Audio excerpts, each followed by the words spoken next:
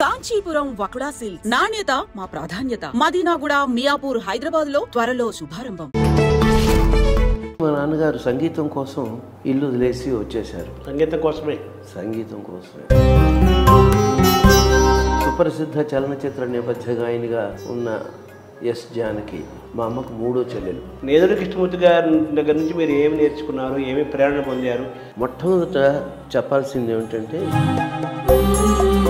నాకు బాగా పాట వచ్చు అనుకుంటూ ఉండేవాడిని. నాకేమాత్రం వచ్చో అది గురువు గారి దగ్గర చేరి నాకు తెలిసింది. ఎందుకు మీరు పూర్తిగా అన్నమయ్యకి అంకితం అయ్యారు? ఎందుకు అంకితమయ్యాను అంటే, ఇవన్నీ నేర్చుకుని నేను ఆ పోటీలో ఫస్ట్ వచ్చి ఆ తర్వాత సంవత్సరానికి ఈ ఇన్సిడెంట్ జరిగింది. తిల్లానాకి మీకు ప్రేరణ ఎవరైనా ఉన్నారా సార్? తిల్లానాకి ప్రేరణ అప్పటికి తన నది నన్న తిరు తిల్లానా తన నది నన్న తిరు తిల్లానా. మీరు స్వరపరిచిన నారాయణ తీర్థ కీర్తనలు ఏంటి అంటే ఆ బాణి వేరు కదా. రమతే యమునా పులినవని. ఇలా బాగా పాపులర్ అయిన కీర్తనలు ఏమేమి కీర్తనలు సార్? ఎన్ని ఉంటాయి సుమారు? అది కొంచెం కష్టమే చెప్పడం. పాడినంత మాత్రాన పాపులర్ కాదు, అదే పాడకుండా వింటూ ఉండేవి కూడా పాపులరేగా. కడలుడిపి నీరాడగా తలచు వారలకు శోధించిరిదియే సురలును మునులును ఆదికి అనాది హరినామం శోధించిరిదియే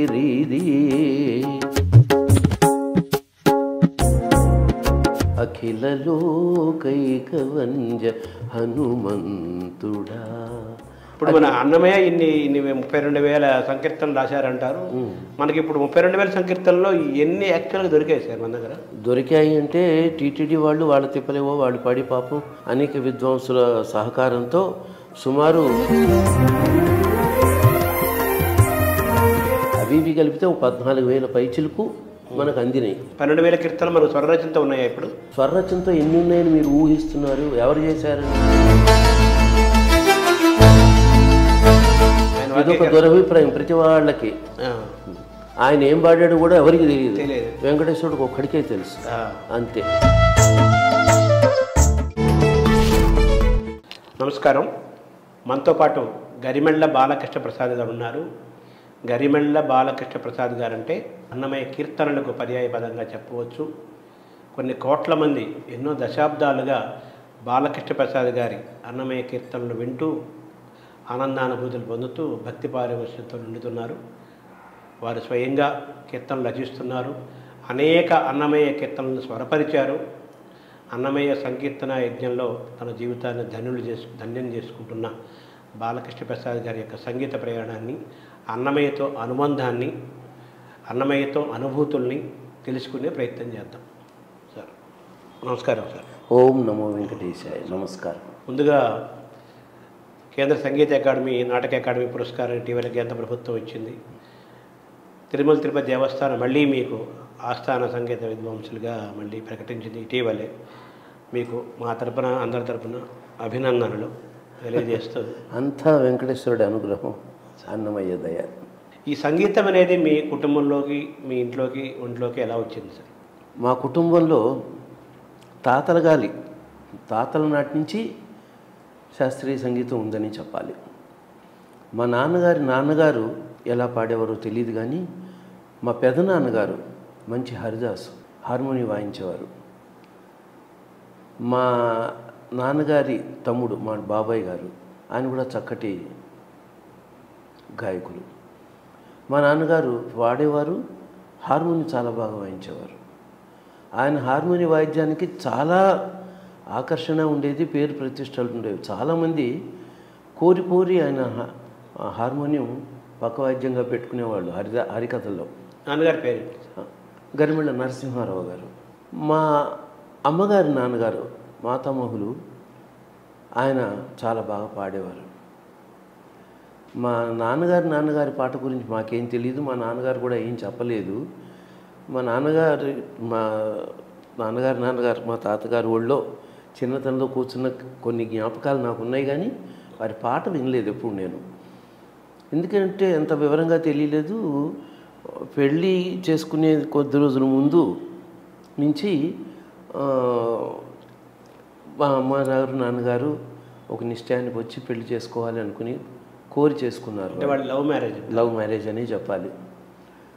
మా నాన్నగారి నాన్నగారు పితామహులు మెదక్ జిల్లా. అక్కడి నుంచి మా నాన్నగారు సంగీతం కోసం ఇల్లు వదిలేసి వచ్చేశారు. సంగీతం కోసమే వచ్చేసి రాజమండ్రిలో ఉన్నారు కొన్నాళ్ళు. అక్కడ కొత్త సంగీతం నేర్చుకున్నారు. అంటే అంతకుముందే సంగీతం వచ్చిన పరీక్షకి అంటూ కొంత సిలబస్ ఉంటుంది కదా, ఆ సిలబస్ ప్రకారం జవాబులు చెప్పకపోతే, అడిగింది పాడకపోతే మళ్ళీ వాళ్ళు పరీక్ష పాస్ అవ్వలేరుగా. సిస్టమేటిక్గా నేర్చుకోవడం అది అట్లాంటిది అన్నమాట.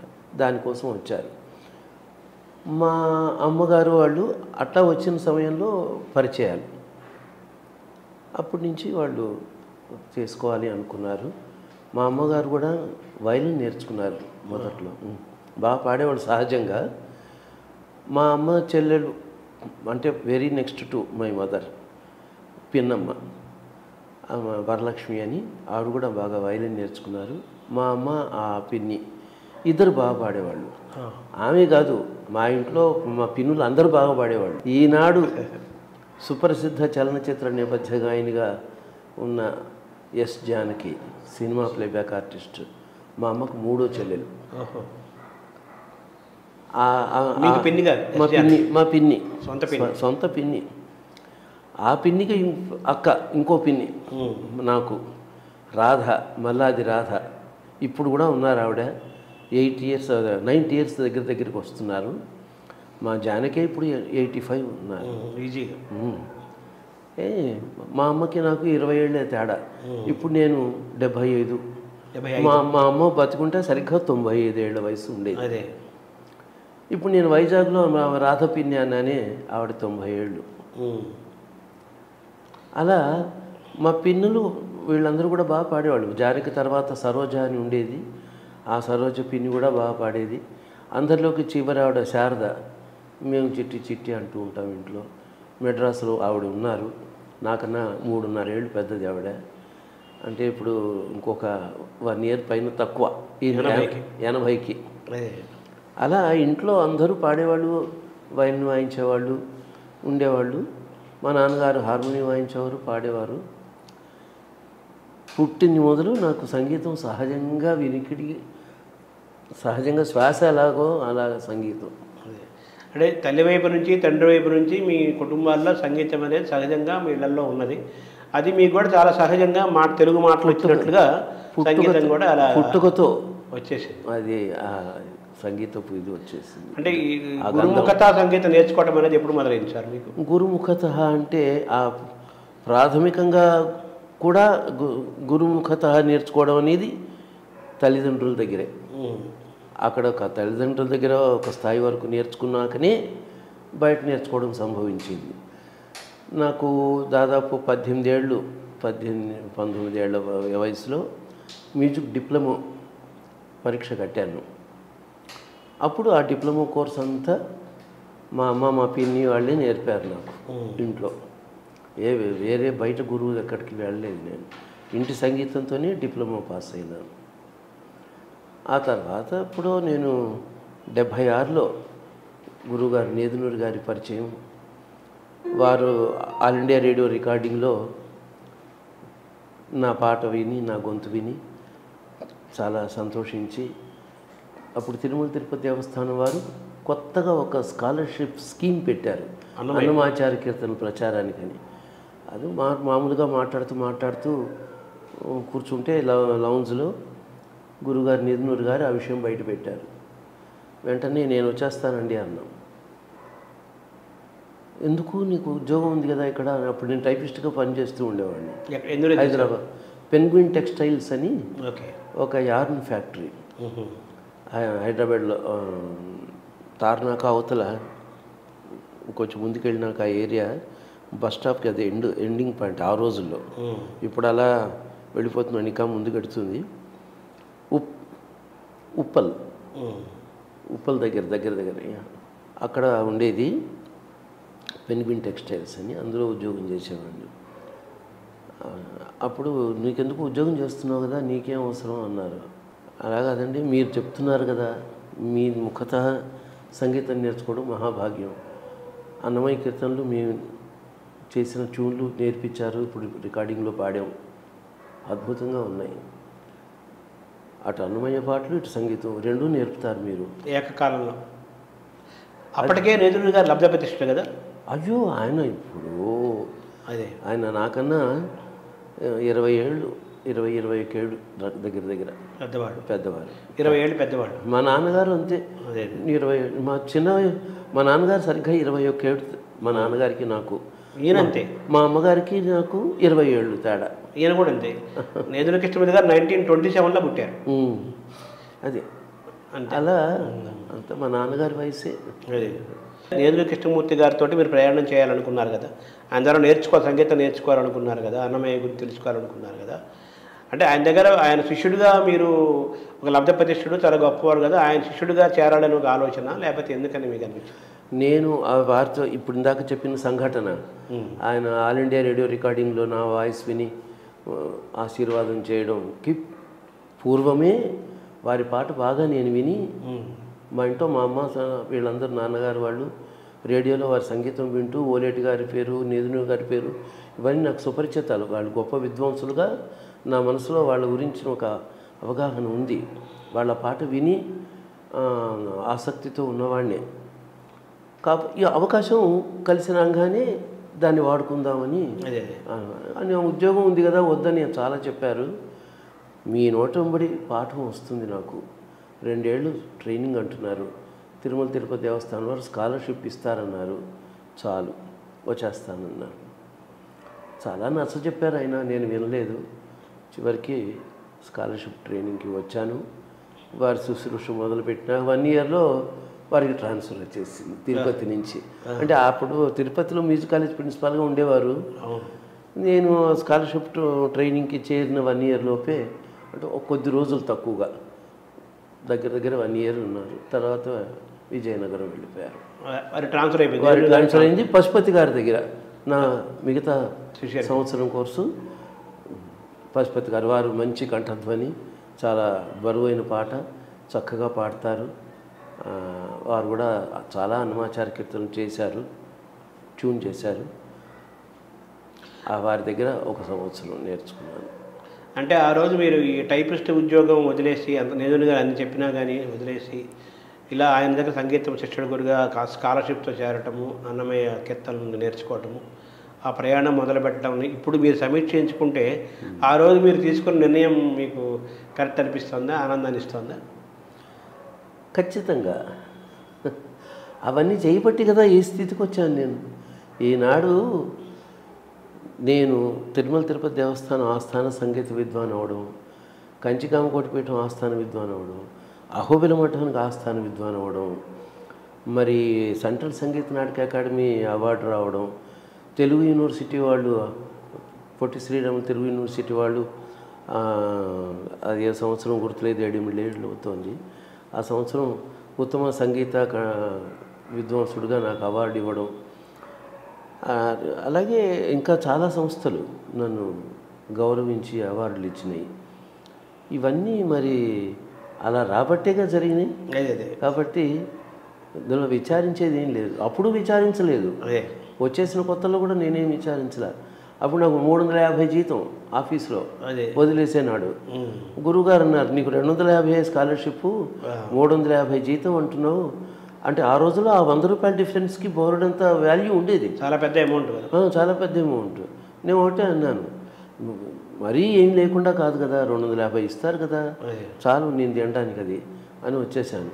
కానీ పాపం కొత్తలో నేను వచ్చేసినాక నిరాధారంగా ఉన్నానని మా గురువుగారు నేదునూరి గారు వాళ్ళింట్లోనే ఉంచుకుని 3 నెలలు నన్ను అట్టె పెట్టుకుని నాకు అన్నం పెట్టి, మెల్లిగా తర్వాత ఈవోతో మాట్లాడి ఒక నివాసానికని చిన్న ఏర్పాటు ఆ గోవిందరాజు గుడి దగ్గర ఉండే మ్యూజియంలో ఏర్పాటు చేశారు. ఆ తర్వాత మా అమ్మని తీసుకొచ్చాను. మా అమ్మ నేను ఉండేవాళ్ళం. సో మీరు తిరుపతికి 78లో వచ్చారు సార్? ఎప్పుడు వచ్చారు? 76లో వచ్చారు. తిరుపతికి రావడం 76. 78 చివరిలో అన్నమాచార్య ప్రాజెక్ట్ ఆవిర్భావం.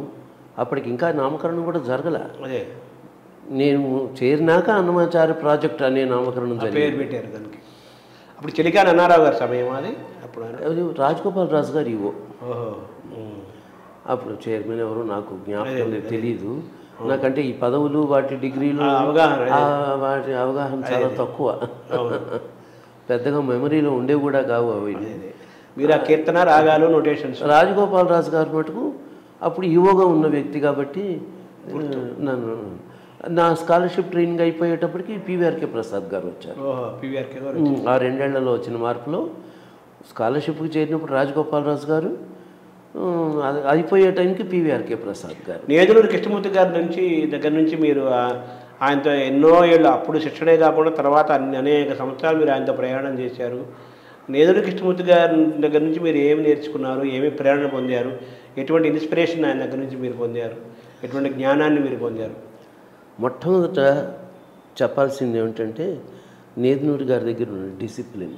సంగీతం విషయంలో వారంతా త్రికరణ శుద్ధిగా సంగీతాన్ని ఉపాసించిన వాళ్ళు. నిజంగా ఆ వారి దగ్గర నేను మెలగడం అనేది మొదలవ్వకపోతే తత్పూర్వం ఉన్న మనిషిలో సంగీతం మీద ప్రీతి ఉండేది, కానీ ఈ కమిట్మెంటు తర్వాత దీన్ని ఉపాసనగా తీసుకోవడం ఇలాంటి విషయాల్లో నాకు అంత అవగాహన అది లేని చిన్నతనం. వయసు ఉంది, 27 ఏళ్ళు వయసు ఉన్నవాడిని అప్పటికి. 76 సంవత్సరానికి నాకు 27 ఏళ్ళు నుండి 28. నేను 1948 నవంబర్లో పుట్టాను. 27 చివరి దశలో 28 ఏళ్ళు ఎంటర్ అయ్యో ఉన్నాను. మొత్తం మీద నేదులూరి కృష్ణమూర్తి గారి సంగీతం, గురువు గారి సంగీతం నేర్చుకోవడం, వారిని గమనించడంతో నాలో త్రికరణ శుద్ధిగా సంగీతాన్ని ఉపాసనలాగా తీసుకోవడం అనేది జరిగింది. తత్పూర్వం ఊరికే పాడుకుంటూ ఉండేవాడిని. అందరూ మెచ్చుకుంటూ ఉండేవాళ్ళు, పాడమనేవాళ్ళు, పాడుతూ ఉండేవాడిని. నాకు బాగా పాట వచ్చు అనుకుంటూ ఉండేవాడిని. నాకేమాత్రం వచ్చో అది గురువు గారి దగ్గర చేరినాక తెలిసింది. అంతే కదా. వారి దగ్గర చేరినాక ఓహో నేను ఇక్కడ ఉన్నాను అనమాట అని, నేను ఎక్కడున్నానో మీ స్థాయి తెలిసి, నా స్థాయి తెలిసి. తర్వాత ఆయన మొట్టమొదటిగా అన్నమయ్య కీర్తనలు స్వరపరిచే కార్యక్రమంలో మొట్టమొదటిగా ఆయన స్వరపరిచిన కీర్త అది ఆ సందర్భంలో మీరు ఇక్కడ ఉన్నారు సార్? ఆ సమయంలో లేను. అప్పటికే ట్యూన్ వారు కొన్ని అన్నమాచార్య కీర్తనలు ట్యూన్ చేసి వాటిలోంచి 15 కీర్తనలు ఎన్నుకుని వారు స్వరపరిచినవి, మరొక 15 రాళ్లపల్లి అనంతకృష్ణ శర్మ గారు వారు స్వరపరిచినవి. అప్పటికే టీటీడీ వాళ్ళ దగ్గర ఒక 10-20 ఏళ్ల ముందే అవి పుస్తకంగా అచ్చు వేశారు వాళ్ళు. అందులోంచి 108 కీర్తనలు అవి రాళ్లపల్లి గారు చేసినవి. అందులోంచి ఒక 15 తీసి గురువుగారు నేదునూరి గారు తీసిన ఒక 15, మొత్తం 30 కీర్తనలు ఒక పుస్తకంగా వేశారు విత్ నోటేషన్. అంటే ఏంటి, నేను తిరుపతికి వచ్చే టైంకి ఆ పుస్తకం సిద్ధంగా ఉంది. అది చూపించారు హైదరాబాద్లో. అది ఇచ్చేయండి అని అడిగారు. తిరుపతికి వచ్చినప్పుడు ఇస్తానులే అన్నారు. అప్పుడు తిరుపతికి వచ్చినాక పుస్తకం ఇచ్చారు నాకు. అంటే అప్పటికే మరి 15 కీర్తనలు స్వరపరిచి ఉన్నారుగా. అదే. సో మీరు నేదునూరి గారి ద్వారా నేర్చుకున్న కీర్తనలు ఏంటి సార్ ఆయన దగ్గర నేర్చుకున్నాను? వారి దగ్గర నేను 30 కీర్తనలు నేర్చుకున్నానండి. 30 అన్నమాచార్య కీర్తనలు కాదు. ఇప్పుడు ఇందాక చెప్పినట్టు 15, ఇంకొక 5 ఉన్నాయి దాదాపు. ఆ 15 కీర్తనలు, 20 కీర్తనలు. తర్వాత నేను ఇక్కడికి వచ్చినాక కొన్ని స్వరపరిచారు, అవి కొన్ని కలిసినాయి. అవి కలిపి దాదాపు 30 అన్నమాచార్య కీర్తనలు. అవి కాక కొన్ని త్యాగరాజ స్వామి కీర్తనలు నేర్చుకున్నాను గురువుగారు నేదునూరి గారి దగ్గర. అవి అన్నీ కలిపి కొత్త సంగీతపు సరి అయిన అవగాహన. శాస్త్రీయ సంగీతం అంటే సరి అయిన అవగాహన. అంతకుముందు ఇంట్లో ఉన్నా కూడాను ప్రధానంగా మా నాన్నగారు హార్మోనియం వాయించేవారు, హరికథలకి వాటికి వెళ్ళేవారు. సంగీతం, శాస్త్రీయ సంగీతం కచేరీ ధోరణిలో పాడే ఆ పాటి సంగీతం మా ఇంట్లో లేదు, అంత సంగీతం లేదు. మా అమ్మ వాళ్ళు నేర్చుకున్నారు, వయలిన్ నేర్చుకున్నారు, కృతుల పాఠం ఉండేది కానీ మనోధర్మ సంగీతం లేదు. రాగాలాపన, కల్పన, స్వరం అవన్నీ తెలియదు వాళ్ళకి. అవన్నీ గురువుగారు నేదునూరి గారి దగ్గరికి వచ్చినాక నేను అంతకుముందు కొద్దిపాటి ప్రయత్నం చేసి ఉన్నాను, కానీ గురువుగారి దగ్గరికి వచ్చినాక బాగా అర్థమైంది. శాస్త్రీయ సంగీతం అనే దానిలోనే శాస్త్రీయత అన్నది ఏంటో మీరు మొట్టమొదటి తెలుసుకున్నారు నేదునూరి గారి ద్వారా. అంతే అంతే కదా. నిజంగా కరెక్ట్గా ఒక మాటలో చెప్పాలంటే నేదునూరి కృష్ణమూర్తి గారు గురువు గారి దగ్గరికి వచ్చినాకే నాకు సంగీతం గురించి ఒక సరి అయిన అవగాహన ఏర్పడింది. సార్ మొట్టమొదటి కీర్తన ఆయన దగ్గర నుంచి నేర్చుకున్న అన్నమయ్య కీర్తన ఏంటి సార్? మొట్టమొదటిది రెండోది అని కాదు, వారు హైదరాబాదు వచ్చారు, పాల్గొ విశ్వనాథం గారు పిలిపించారు. అక్కడ వచ్చినప్పుడే పరిచయం, ముఖ పరిచయం. అది భక్తిరంజని రికార్డింగ్. దానికోసమని 6 కీర్తనలు, 6 డజన్ కీర్తనలు నేర్పారు మాకు. భావములోన ఒకపరికి వయ్యారమై, ఏమోకో చుకురట ధర్మన, నానాటి బతుకు నాటకము, ముద్దుగారి చదువు మంగిటి కొంచెం, ఇట్లా ఒక 6 డజన్ కీర్తనలు అప్పుడు నేర్పారు. అదే ఒకదాని మించి ఒకటి చేసిన ట్యూన్స్ నన్ను విపరీతంగా ఆకట్టుకుని వదిలేయాల్సిందే, ఉద్యమం వచ్చేయాల్సిందే అనుకున్నాను. ఒకరి వయ్యారు లాగానే అలా అన్నీ నాకు చాలా ఇష్టమైనవే. కంటి శుక్రవారం అవన్నీ అప్పుడు నేర్చుకున్నవే. స్కాలర్షిప్ స్టూడెంట్గా ఆయన దగ్గర అడుగుపెట్టే లోపే ఇవన్నీ వచ్చినాయి వారి ద్వారానే. అదే ఇప్పుడు ఆయన స్వరరచన ఎన్నో చేశారు, స్వరరచన చాలా కీర్తనగా ఆయన స్వరకల్పన చేశారు. 200 అన్నమాచార్య కీర్తనలు వారు స్వరపరిచారు. మీరు ఆయన కంటే ఎక్కువ చాలా చేశారు. తర్వాత మీ జీవితం మిగతా వాగ్గేయకాన్ని నేర్చుకున్నప్పటికీ కూడా మీరు ఎక్కువ కంపారిజన్ కాదు నేను చెప్తుంది, మీరు ఎక్కువ అన్నమయ్యకి అంకితం అయ్యారు కదా. ఎందుకు మీరు పూర్తిగా అన్నమయ్యకి అంకితం అయ్యారు?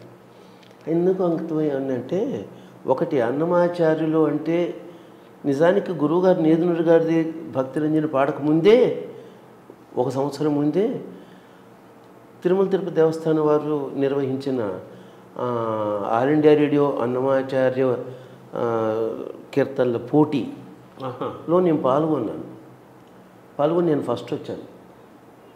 విజయవాడలో జరిగినాయి పోటీలు.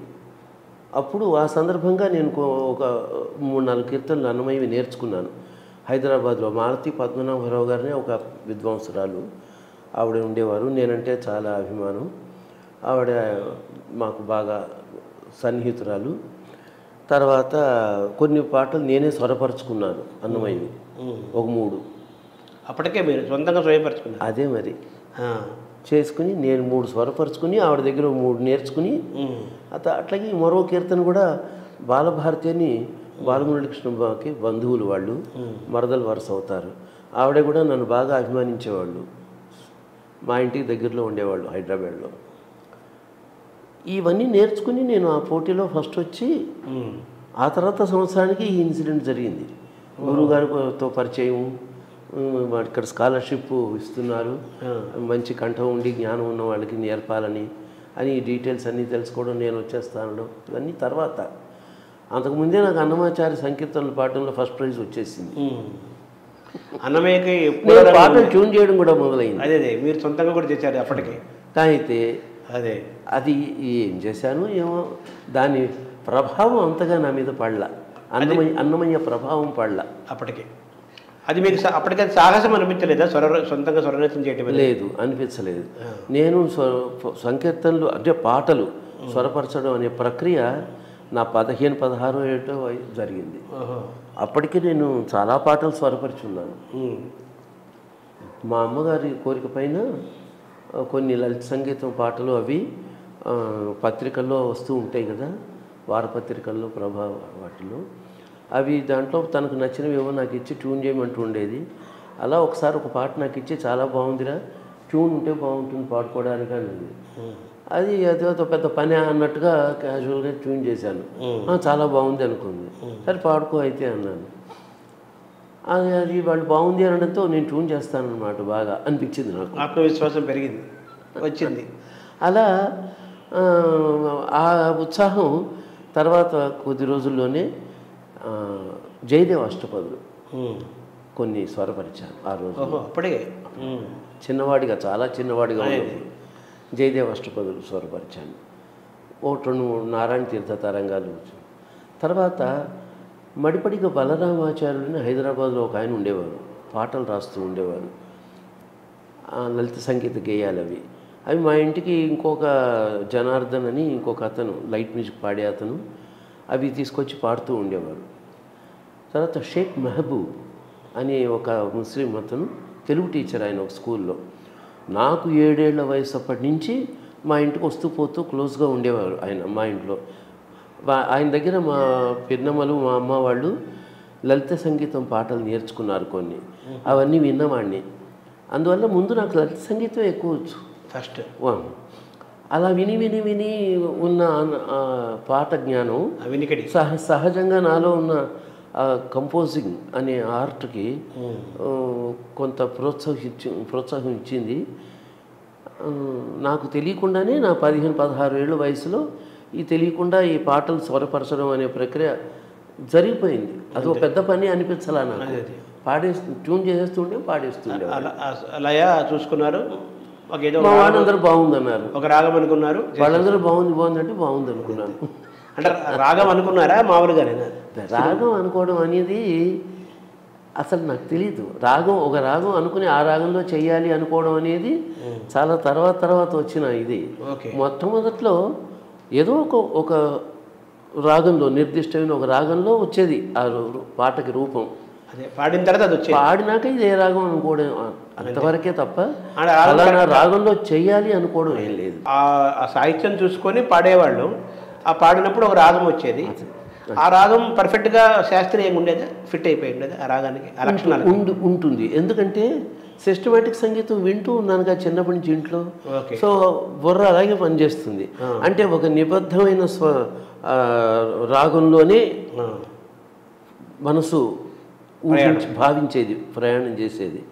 కాబట్టి రాగం పేరేమిటి అనే క్వశ్చన్ నెక్స్ట్ వచ్చినా ట్యూన్ చేసేటప్పుడు ఒక రాగానికి స్టిక్ ఆన్ అయ్యే వెళ్ళేది మనస్సు.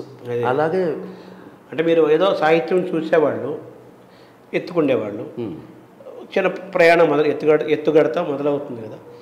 ఆ ఎత్తుగడలు మొదలైన కొన్ని క్షణాల్లోనే మీకు ఏ రాగాల్లో నడుస్తుందో మీకు తెలిసిపోయింది. అప్పుడు ఆ రాగాన్ని స్టిక్ అని అలా ప్రయాణం. అంతే బాగా చెప్పారు. అదే కరెక్ట్. అది సో అలాగా మీరు స్వరరచన అనేది మీ చిన్ననాటి 15-16 ఏళ్ల వయసులోనే చాలా సహజంగా జరిగింది. నా సొంత రచన ట్యూన్లు చేయడం అనేది 15-16 ఏళ్ల ప్రాంతంలో మొదలైంది. నేను కచేరీలు ఇవ్వడం అనేది కూడా 15-16 ఏళ్ల వయసు ప్రాంతంలోనే ప్రారంభమైంది. 18-19 ఏళ్ళ వయసు వచ్చేటప్పటికి నేను క్లాసికల్ కీర్తనలు రాశాను. రాయటం మా నాన్నగారు రచిస్తూ ఉండేవారు. ఆయన రచించిన కీర్తనలని ఆంధ్రప్రదేశ్ సంగీత నాటక అకాడమీ వాళ్ళు, ఆంధ్రప్రదేశ్ గవర్నమెంట్ వాళ్ళు ధన సహాయం చేశారు, పుస్తకంగా అచ్చువేశారు. ఆ రోజుల్లో నేను దాని ఫెయిర్ కాపీ రాశాను. ముందు ప్రింటింగ్కి సౌకర్యంగా ఆ ఫెయిర్ కాపీ రాసే రోజుల్లో నోటేషన్ అంటే ఏమిటి అనేది తెలిసింది నాకు. దాని నోటేషన్ అంటే ఇలా చేయాలా, ఇట్లా రాయాలా అనుకున్నాను. అన్నీ చాలా క్యాజువల్గా అబ్బిన విద్యలు. నేను కష్టపడలా వాటి కోసం. అంటే మీరు ఆ 15-16 ఏళ్ల వయసు సమయానికి మీకు ఈ రాగాలనేవి అవన్నీ వినికిడి ద్వారా తెలుసుకున్నవేనా? అంతే కదా. నాన్నగారు వాళ్ళు, పిన్ని వాళ్ళు, అమ్మమ్మ వాళ్ళు పాడుతుంటే ఆ వినికిడి ద్వారా పాడుతుంటుండేవాళ్ళు. ఆ రాగాలు మీకు ఇది రాగమని తెలుస్తుండేది. కానీ నోటేషన్ అనేది సైంటిఫిక్గా అప్పటికి నేర్చుకోలేదంటే మా నాన్నగారి పుస్తకం ఫెయిర్ కాపీ చేస్తున్న రోజుల్లో అలబడింది. ప్రత్యేకమైన ప్రయత్నం ఏం లేదు. కానీ ఆయన రాసిన నోటేషన్ చూసి ఫెయిర్ కాపీ రాశా కదా. ఆ ఫెయిర్ కాపీ రాయడం కోసం దాన్ని ఎందుకు గీత పెట్టారు, ఎందుకు చుక్క పెట్టారు, ఎందుకు ఇట్లా నిలువు గీత పెట్టారు, 2 గీతలు ఎందుకు పెట్టారు అనే చర్చ వస్తుంది కదా. ఇవేమిటమ్మా అని అమ్మని అడిగాను. ఆమె చెప్పింది, కింద గీత రాస్తే అది పైకాలం డబుల్ స్పీడ్లో పాడేది, కింద 2 గీతలు వస్తే డబుల్ స్పీడ్కి డబుల్ స్పీడ్లో పాడేవి, పైన స్వరానికి పైన చుక్క ఉంటే తారస్థాయి, కింద చుక్క ఉంటే మంద్రస్థాయి, కొన్ని అక్షరాలకు తర్వాత నిలువు గీత ఉంటే అది ఒక లఘువో ధృతమో పూర్తయిపోయిన గుర్తు, 2 గీతలు నిలువుగా వస్తే ఆవృతం పూర్తయిపోయిన గుర్తు అని ప్రాథమికమైన సూచనలు ఇచ్చేశారు. అది పెద్ద టైం పట్టలేదు, ఒకసారి చెప్తే నాకు అర్థమైపోయింది. ఆ నాలెడ్జ్తో నేను మా నాన్నగారి పుస్తకం అంతా ఫేర్ కాపీ రాసేసాను. అలా రాసేటప్పుడు నేను చూసి నోటేషన్ చూస్తూనే పాడుకునేవాడిని. పాడుకుంటూ ఉన్నప్పుడు నాకు ఒక ఊహ వచ్చింది, నేను కూడా రాయాలి, నేను రాయగలను అని. మా నాన్నగారి పుస్తకం ఫెయిర్ కాపీ రాసేటప్పటికి కొన్ని కీర్తనలు నేను రాశాను. ఇక ఇట్లా వస్తున్నాయి నాకు, అమ్మ కీర్తనలు నేను రాశాను, సొంత కీర్తనలు అని చెప్పి పాడి వినిపిస్తే బాగున్నాయిరా అంది. మా పిన్ని వాళ్ళు కూడా విన్నారు, మా నాన్నగారు కూడా విన్నారు. బాగున్నాయి అంటే బాగున్నాయి అనుకున్నారు. ఓహో నేను రాసేస్తున్నాను కీర్తనలు, చాలా బాగా అనుకున్నారు. అనుకొని వాటికి కూడా నోటేషన్ రాయటం మొదలుపెట్టారు. అలా రాసేసి 2 ఏళ్లలో 100 కీర్తనలు రాశాను. నా 27 వయసు వచ్చేటప్పటికి నేను 108 కీర్తనలు రాశాను సొంత. ఇవన్నీ భక్తి సంబంధించిన కీర్తనలు ప్రధానంగా. అంతే, ఆ వయసులో ఏం తెలుస్తుందండి, పెద్ద అనుభవాలు కూడా ఏం లేవు. కాకపోతే ఏంటంటే కీర్తన అనేది భగవంతుడిని ఉద్దేశించి చేసేది.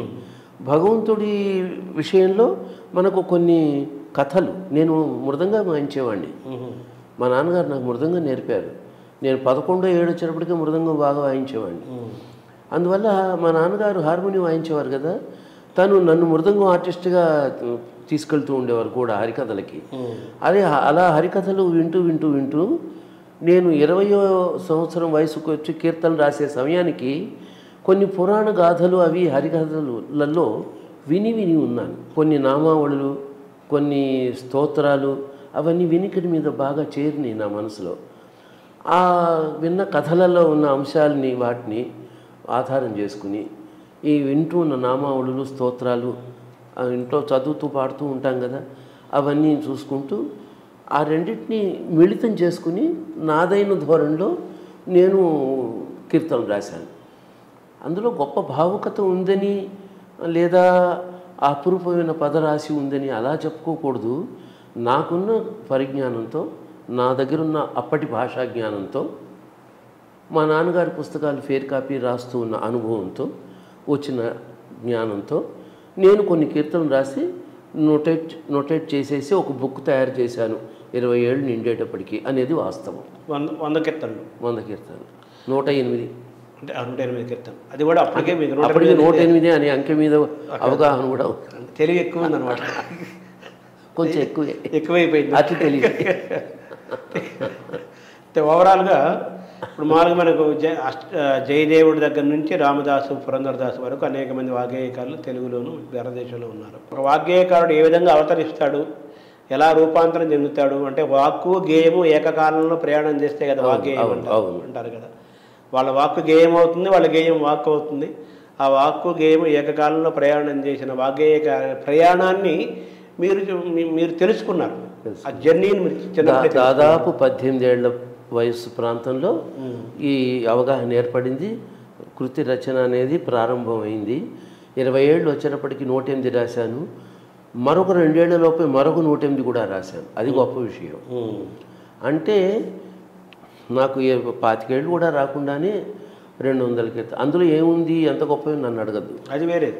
ముందు రాయటం అనేది, సంగీతం రాయడం అనే ఆలోచన రావడం, అదే ఆ రచన ప్రక్రియ చేపట్టడం, ఓపికగా వాటన్నిటినీ ఒక అందమైన పద్ధతిలో పొందికగా చాలా మటుకు పోయినాయి నిజానికి ఇప్పుడు. కానీ 50-60 దాకా మిగిలినాయి ఉన్నాయి వాటిల్లో. అప్పుడు రచనలు 50-60 దాకా ఇప్పటికీ నేను కాపాడుకోగలిగా. మీరు సొంతంగా రాసిన ఇప్పటివరకు ఎన్ని రాసి ఉంటారు సార్? నేను సొంతంగా రాసిన కీర్తనలన్నీ 400 దాకా ఉంటాయండి. స్వరపరిచారు అన్నిటి? కొన్ని రికార్డు కూడా అయినాయి. సంగీత కంపెనీను ఉండేది ఒక 25 ఏళ్ల క్రితం వరకు, 20 ఏళ్ల క్రితం వరకు బాగా ప్రసిద్ధంగా ఉండేది. ఇప్పుడు కూడా ఉంది. అయితే వాళ్ళు కన్నడం మీద కాన్సన్ట్రేట్ చేస్తున్నారు. ఒకప్పుడు తెలుగు చాలా భక్తి పాటలు, జానపద గేయాలు, క్లాసికల్ రికార్డ్స్ అవి చేశారు వాళ్ళు. వాళ్ళకి నేను 2 క్లాసికల్ ఆల్బమ్స్ చేశాను. ఎప్పుడు 30 ఏళ్ల క్రితం. వాటిలో మా నాన్నగారు రచించిన కీర్తనలు 2, నేను రచించిన కీర్తనలు, ఒక కీర్తన, ఒక తిల్లానా. తిల్లానా కూడా చేశారు. శ్రీకనక దుర్గమ్మ అని ఒక కీర్తన, ఒక మోహన్ రాగం తిల్లానా, ఆ రెండు కూడా అందులో పాడాను. తిల్లానాకి మీకు ప్రేరణ ఎవరైనా ఉన్నారా సార్? తిల్లానాకి ప్రేరణ అప్పటికి బాలమురళీకృష్ణ తిల్లానాలు విన్నాను, అవి బాగా నన్ను ఆకర్షించినాయి. తర్వాత డిప్లొమా కోర్సులో కూడా సిలబస్లో ఉండేవి. తధీం ధీం తత నన్ను ధీం అని ఆ ఫరజ్ రాగంలో కిరణ్ తిల్లానా, అది కూడా నాకు బాగా నచ్చేది. బాలమురళి గారి తిల్లానాలు కూడా విన్నాను. ఆ విన్న ఆ ఊపు అవి మనసులో పనిచేసినాయి. నాదైన ధోరణిలో ఎక్కువ రాయలా. ఇప్పటికీ నేను రాసిన తిల్లానాలు 4 ఉంటాయి అంతే. కాకపోతే అప్పుడు రికార్డ్ చేశాను. ఈ మొట్టమొదటి మోహన్లో చేశారు, మొట్టమొదటి వచ్చింది, చేశారని కూడా వచ్చింది అనాలి. ధీం తన ధీం నన్న తిర్ తిల్లాన తిల్లాన తిల్లాన ధీం తన ధీం నన్న తిర్ తిల్లాన అని వస్తుంది మోహన్ రాగం తిల్లాన. అదే మీరు చిన్నప్పుడే కొన్ని స్వరపరిచారు అన్నారు కదా కీర్తనలు, వాటిల్లో నారాయణ తీర్థ కీర్తనలు కూడా 2 స్వరపరిచారు అన్నారు కదా మీరు. మీరు స్వరపరిచిన నారాయణ తీర్థ కీర్తనలు ఏంటి సార్? అంటే ఆ బాణి వేరు కదా, ఇప్పుడు జ్ఞాపకం లేవు. చేశాను. జయదేవ అష్టపదులు కూడా ట్యూన్ అదే చెప్పారు. అదే వాటిని రెగ్యులర్గా తర్వాత పాడే అవసరం అవకాశం రాలేదు, అందువల్ల మెమరీలోంచి పోయినాయి. నేను ఎందుకు నారాయణ తీర్థులు ప్రత్యేకంగా అంటున్నానంటే మన వాగ్గేయకారులంతా ఒక విధానం పద్ధతి కదా. రమతే యమునా పుళినవని మురారి రథునా రమతే యమునా పుళినవని అని ఇది అష్టపది. మోహన్ అప్పుడు అవును, అప్పుడు చేసింది. అప్పుడు అంత అప్పుడు దాదాపు 60 ఏళ్ళు అవుతోంది కదా, 55 ఏళ్ళ క్రితం. తర్వాత అవి పాడే అవసరం రాలేదు నాకు. మళ్ళీ ప్రిజర్వ్ చేసుకోలేదు. ప్రిజర్వ్ చేశాను కొన్నాళ్ళు. ఈ మధ్య 10 ఏళ్ళుగా విపరీతమైన అన్నమాచార్య కీర్తనలు పుంఖాలుగా చేసేయడం, అవన్నీ పుట్టలుగా పెరిగిపోయినాయి పుస్తకాలు. అవి వాటిల్లో కొన్ని కాపాడగలిగాను, కొన్ని అక్కడ పెట్టాను, మర్చిపోయాను. అలా అలా ఉంటాయి. రకరకాల కారణాల వల్ల కొన్ని పోయినాయి, కొన్ని పాతవి అయిపోయినాయి అని పారేయడంలో వాటితో పాటు పోయినాయో ఏమో తెలీదు. వెతుకుతూ ఉంటే కనిపించట్లేదు, లేవని అనుకుంటున్నాను. నాకు ఇప్పుడు చేత కాదు, నడుము నొప్పి ఆల్రెడీ, నాకు కూర్చోలేను, లేవలేను. మనకి అంత శ్రమ తీసుకుని వెతుక్కుని ఎవరికన్నా ఎవరి చేతనన్నా చేయిద్దామంటే కూడా పిల్లలు ఉండేటప్పుడు కొంతవరకు చేశాను. వాళ్ళు కూడా ఇప్పుడు 10-12 ఏళ్ళుగా దూరంగా ఉంటున్నారు. ఇప్పుడేమో పూర్తిగా 5-6 ఏళ్ళుగా అమెరికాలో ఉన్నారు. మా ఆవిడకేమో పాపం ఇంటి పనులతోనే సరిపోతుంది. తర్వాత తను తమిళియన్ బేసిక్గా. ఈ తెలుగు అక్షరాలు అవి ఇవి చూడడం చదవడం కొంచెం వచ్చు, కానీ స్ట్రెయిన్ అవుతుంది. అలా మొత్తం మీద కొన్ని అనేక కారణాల వల్ల మిస్ అయిపోయినాయి, కొన్ని మిగిలినాయి, కొన్ని రీరైట్ చేసి ఫ్రెష్గా ఫెయిర్ రాసి కాపాడుకున్నాను. కొన్ని దక్కినాయి. ముఖ్యంగా నా నోటేషన్ ఎక్కువ రాసేవాడిని కాదు, మెమరీలో ఉండేవి. ఇప్పుడు నాకు మెమరీ ప్రాబ్లం వచ్చిపోయినాయి. కానీ ఆ రోజుల్లో బాగా. నేను నారాయణ తీర్థుల గురించి ఎందుకు ప్రత్యేకంగా అన్నానంటే, మామూలుగా మనకు వాగ్గేయకాలు చాలామంది ఉన్నారు, వాళ్ళు ఒక శాస్త్రీయమైన బాణిలో ఒక పద్ధతిలో చేసుకుని వెళ్ళిపోయి ఎక్కువ చేయలేదు. ఇది వచ్చేసరికి ఏమి జతులు దరువులు అవన్నీ ఉంటాయి కదా. ఉన్నమాట ఒకటి చెప్పాలి, తరంగాలు అష్టపదులు అనగానే నేనేం పుంఖాలుగా ఏం చేయలే. ఓ 3-4 ఉంటాయి, ఓ 3-4 జయదేవ్ అష్టపదులు, 3-4 తరంగాలు. అన్నమయ్య రోజు వస్తే అలా మీకు అన్నమయ్య ప్రేమతో ప్రారంభం, అన్నమయ్య జీవితంలో ముందే ప్రారంభం. 75లో అన్నమయ్య అన్న పరిచయం, ఆ పేరు పరిచయం ఏర్పడింది. ఆ సంకీర్తనలు పాడి ఫస్ట్ ప్రైజ్ తెచ్చుకున్నాను. ఇదే తిరుమల తిరుపతి దేవస్థానం వాళ్ళు ఇచ్చారు. 76లో నేను స్కాలర్షిప్ ట్రైనింగ్కి వచ్చాను. 78లో ట్రైనింగ్ పూర్తయింది. తర్వాత అన్నమాచార్య ప్రాజెక్టు పెట్టారు. అన్నమాచార్య ప్రాజెక్ట్ అనే నామకరణం కూడా 79 ప్రారంభ దశలో ఆ పేరు స్థిరపరిచారు. పేరు పెట్టకముందే నేను ఆ సంస్థలో చేరిపోయా.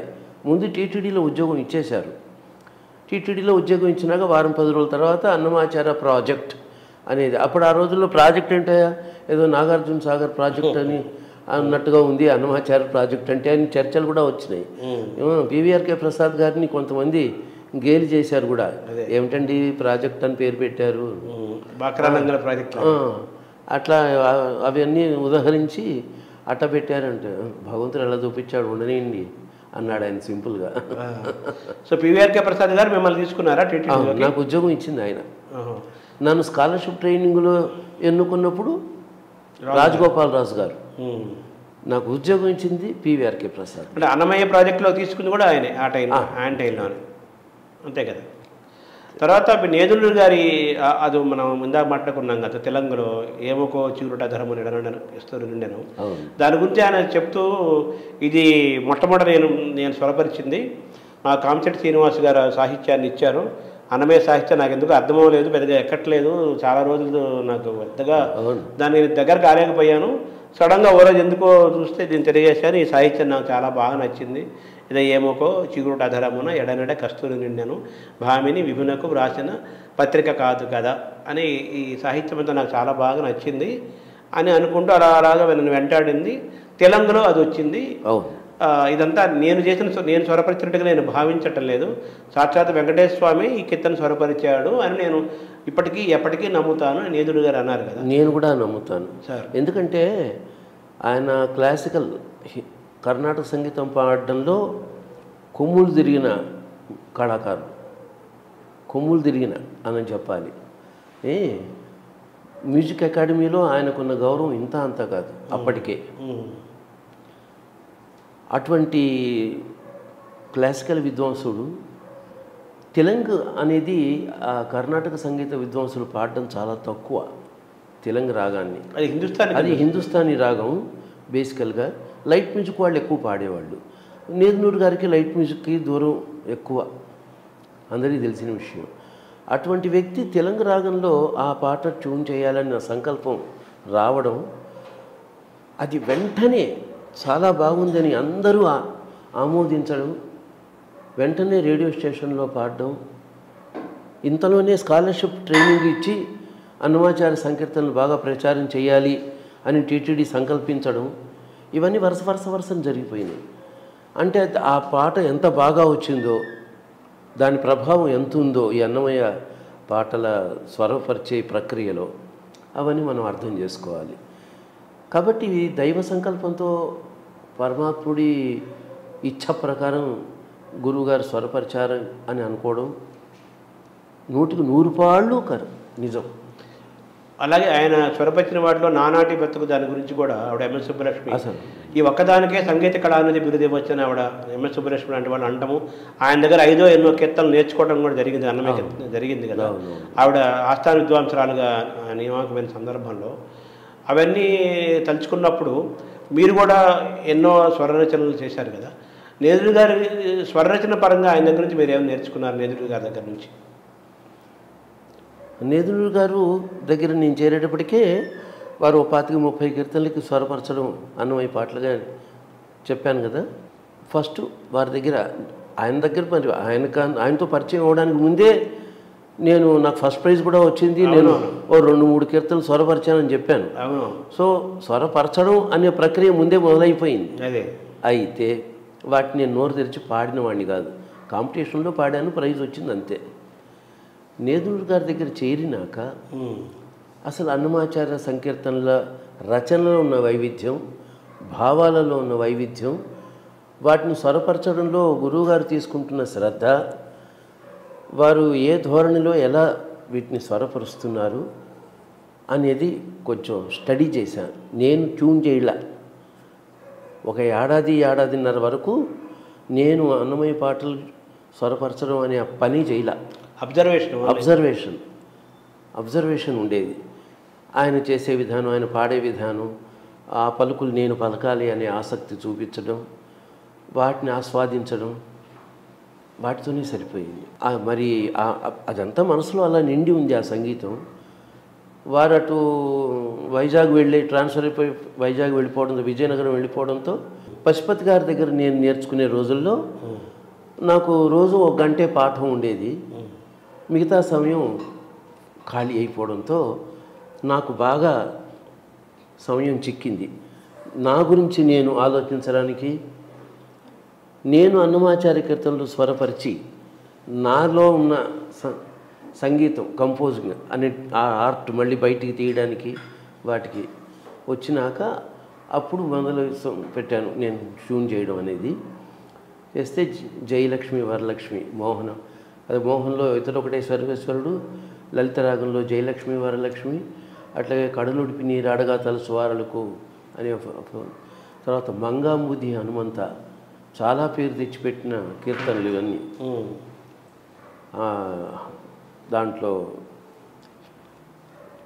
ధర్మవతి రాగంలో మంగాంబుది హనుమంత అని చేసి ఇలా నేను స్వరపరచడం మొదలుపెట్టి దాదాపు పశుపతి గారి దగ్గర 1 year స్కాలర్షిప్ ట్రైనింగ్ పూర్తయ్యే సమయానికి వారి దగ్గర ఒక 30 కీర్తనలు నేర్చుకోవడం అటు పక్కన పెడితే నేను 25-30 కీర్తనలు స్వరపరచడం అయిపోయింది ఒక సంవత్సరంలో. ఒకే సంవత్సరంలో 1 yearలోనే నేదునూరు గారి దగ్గర నేర్చుకున్న సుమారు 25 అన్నమాచార్య కీర్తనలు, పశుపతి గారి దగ్గర నేర్చుకున్న 25 అన్నమాచార్య కీర్తనలు, స్కాలర్షిప్ ట్రైనింగ్ పూర్తయ్యేలోపు నేను చేసిన 25 కీర్తనలు, ఈ 3 పాతికలు అనగా 75. స్కాలర్షిప్ ట్రైనింగ్ పూర్తయ్యే సమయానికి నా దగ్గర ఉన్న అన్నమాచార్య సంకీర్తనల నిధి 75 సంకీర్తనలు. సో ఆ విధంగా మీ స్వరరచన ఈ నేదునూరి గారు కృష్ణమూర్తి గారి స్వరరచన పరిశీలించటము, ఒక 1 year పాటు పరిశీలించడమే పనిగా పెట్టుకొని స్వరపరిచయం బాగా పరిశీలించేవాడిని. దానివల్ల ఏంటంటే పరిణితి పెరిగింది, అంతే కదా సార్, శాస్త్రీయత పెరిగింది. అన్నమయ్య కీర్తనలు ఎన్ని కీర్తనలు మీరు స్వరపరిచారు సార్ ఇప్పటి వరకు? ఇప్పటి వరకు నేను స్వరపరిచినవి అనేది 1000 పైన, కొద్దిగా అది ఎంత అని నేను ఇప్పుడు చెప్పలేను, ఎందుకంటే పైగా ఉంటాయి. 1000 పైన. ఆ పైన అనేది ఏం కొన్ని వందలుగా అని చెప్పను, అంటే 1000 పైన 50 60 అలా 1000 పూర్తయినాయి అనేది కరెక్ట్. ఇలా బాగా పాపులర్ అయిన కీర్తనలు ఏమేమి కీర్తనలు సార్, ఎన్ని ఉంటాయి సుమారు? అది కొంచెం కష్టమే చెప్పడం. పాపులర్ అనే పదాన్ని మనం 2-3 డిఫరెంట్ యాంగిల్స్లో ఎక్కువ మంది చూడాల్సి వచ్చేది. కచేరీలో పాడటము, పాడినంత మాత్రాన పాపులర్ కాదు, అదే పాడకుండా వింటూ ఉండేవి కూడా పాపులరేగా, వినేవాళ్ళు. అవును, అది ఆలస్యంగా తెలుసుకున్నాను. అది మంచి మాట. అది కొంతమంది పాడడం వల్ల మనం ఆ పాపులారిటీని మనం ఆస్వాదించగలుగుతున్నాం. తర్వాత నాకు అనుభవంలో ఇటీవల బాగా తెలిసింది ఏంటంటే, గాయకులు కాని వాళ్ళు నా పాటల్ని పరమ భక్తితో పరమ శ్రద్ధతో నిరంతరం వింటూ ఏ పాటలనైతే ఆస్వాదిస్తూ వాళ్ళు మనసులో వాళ్ళే కూడా పాడుకుంటూ వినడం అనే ఆ కార్యక్రమం ద్వారా వాటి పాపులారిటీని గుర్తించితే ఇదొక పాపులారిటీ, తిరిగి నా పాటలు పాడుతూ ఉన్న వాళ్ళది ఒక గాయకులు, అది ఇంకొక రకం పాపులారిటీ. 2 రకాల పాపులారిటీ. అంటే పాడేవాళ్ళు 10 మంది అంటే వినేవాళ్ళు వేలల్లో ఉంటారు, లక్షల్లో ఉంటారు. వాళ్ళు తిరిగి పాడరు, కానీ రెగ్యులర్గా వింటూ ఉంటారు. పాడేవాళ్ళకి ఏమిటంటే వాళ్ళు ఏవి తిరిగి పాడగలరో అవి ఎన్నుకుంటారు కొన్ని. ఆ సెలెక్టెడ్ సాంగ్స్ మటుకు వాళ్ళు పాడుతూ ఉండబట్టి నా పాటలు పాడుతున్నారు తెలుస్తుంది. కానీ నాకు వచ్చే మెసేజ్లు అవి చూస్తే వాళ్ళు ఇవన్నీ వింటున్నారా, నేను ఎవరు వింటారు ఇవన్నీ, ఏదో చేస్తున్నాను కానీ అనుకున్నానే నేను ఈ పాటలు వీళ్ళు ఇంతగా వింటున్నారా, ఇంత ఆస్వాదిస్తున్నారా అని నాకు నేనే ఆశ్చర్యం. సుమారుగా ఏ కీర్తనలకు ఎక్కువ అలా స్పందన వచ్చింది సార్ వీళ్ళ దగ్గర నుంచి, మీరు చెప్పిన ప్రేక్షకుల దగ్గర నుంచి, అదే వినేవాళ్ళ దగ్గర నుంచి? ఒకటని ఏం చెబుతాను, ఉదాహరణకంటే ఇప్పుడు మంగాంబుది హనుమంత గాయకులు పాడడం తక్కువ, వినేవాళ్ళు ఎక్కువ. కొద్దిమంది గాయకులు కూడా ఉన్నారు, కానీ అది వినేవాళ్ళ సంఖ్య చాలా ఎక్కువ ఉంది. అట్లాగే ఇప్పుడు ఇతడొకటే సర్వేశ్వరుడు, జయలక్ష్మి వరలక్ష్మి ఇలాంటి పాటలు ఎక్కువ మంది పాడుతున్నారని మనం అనుకున్నాం.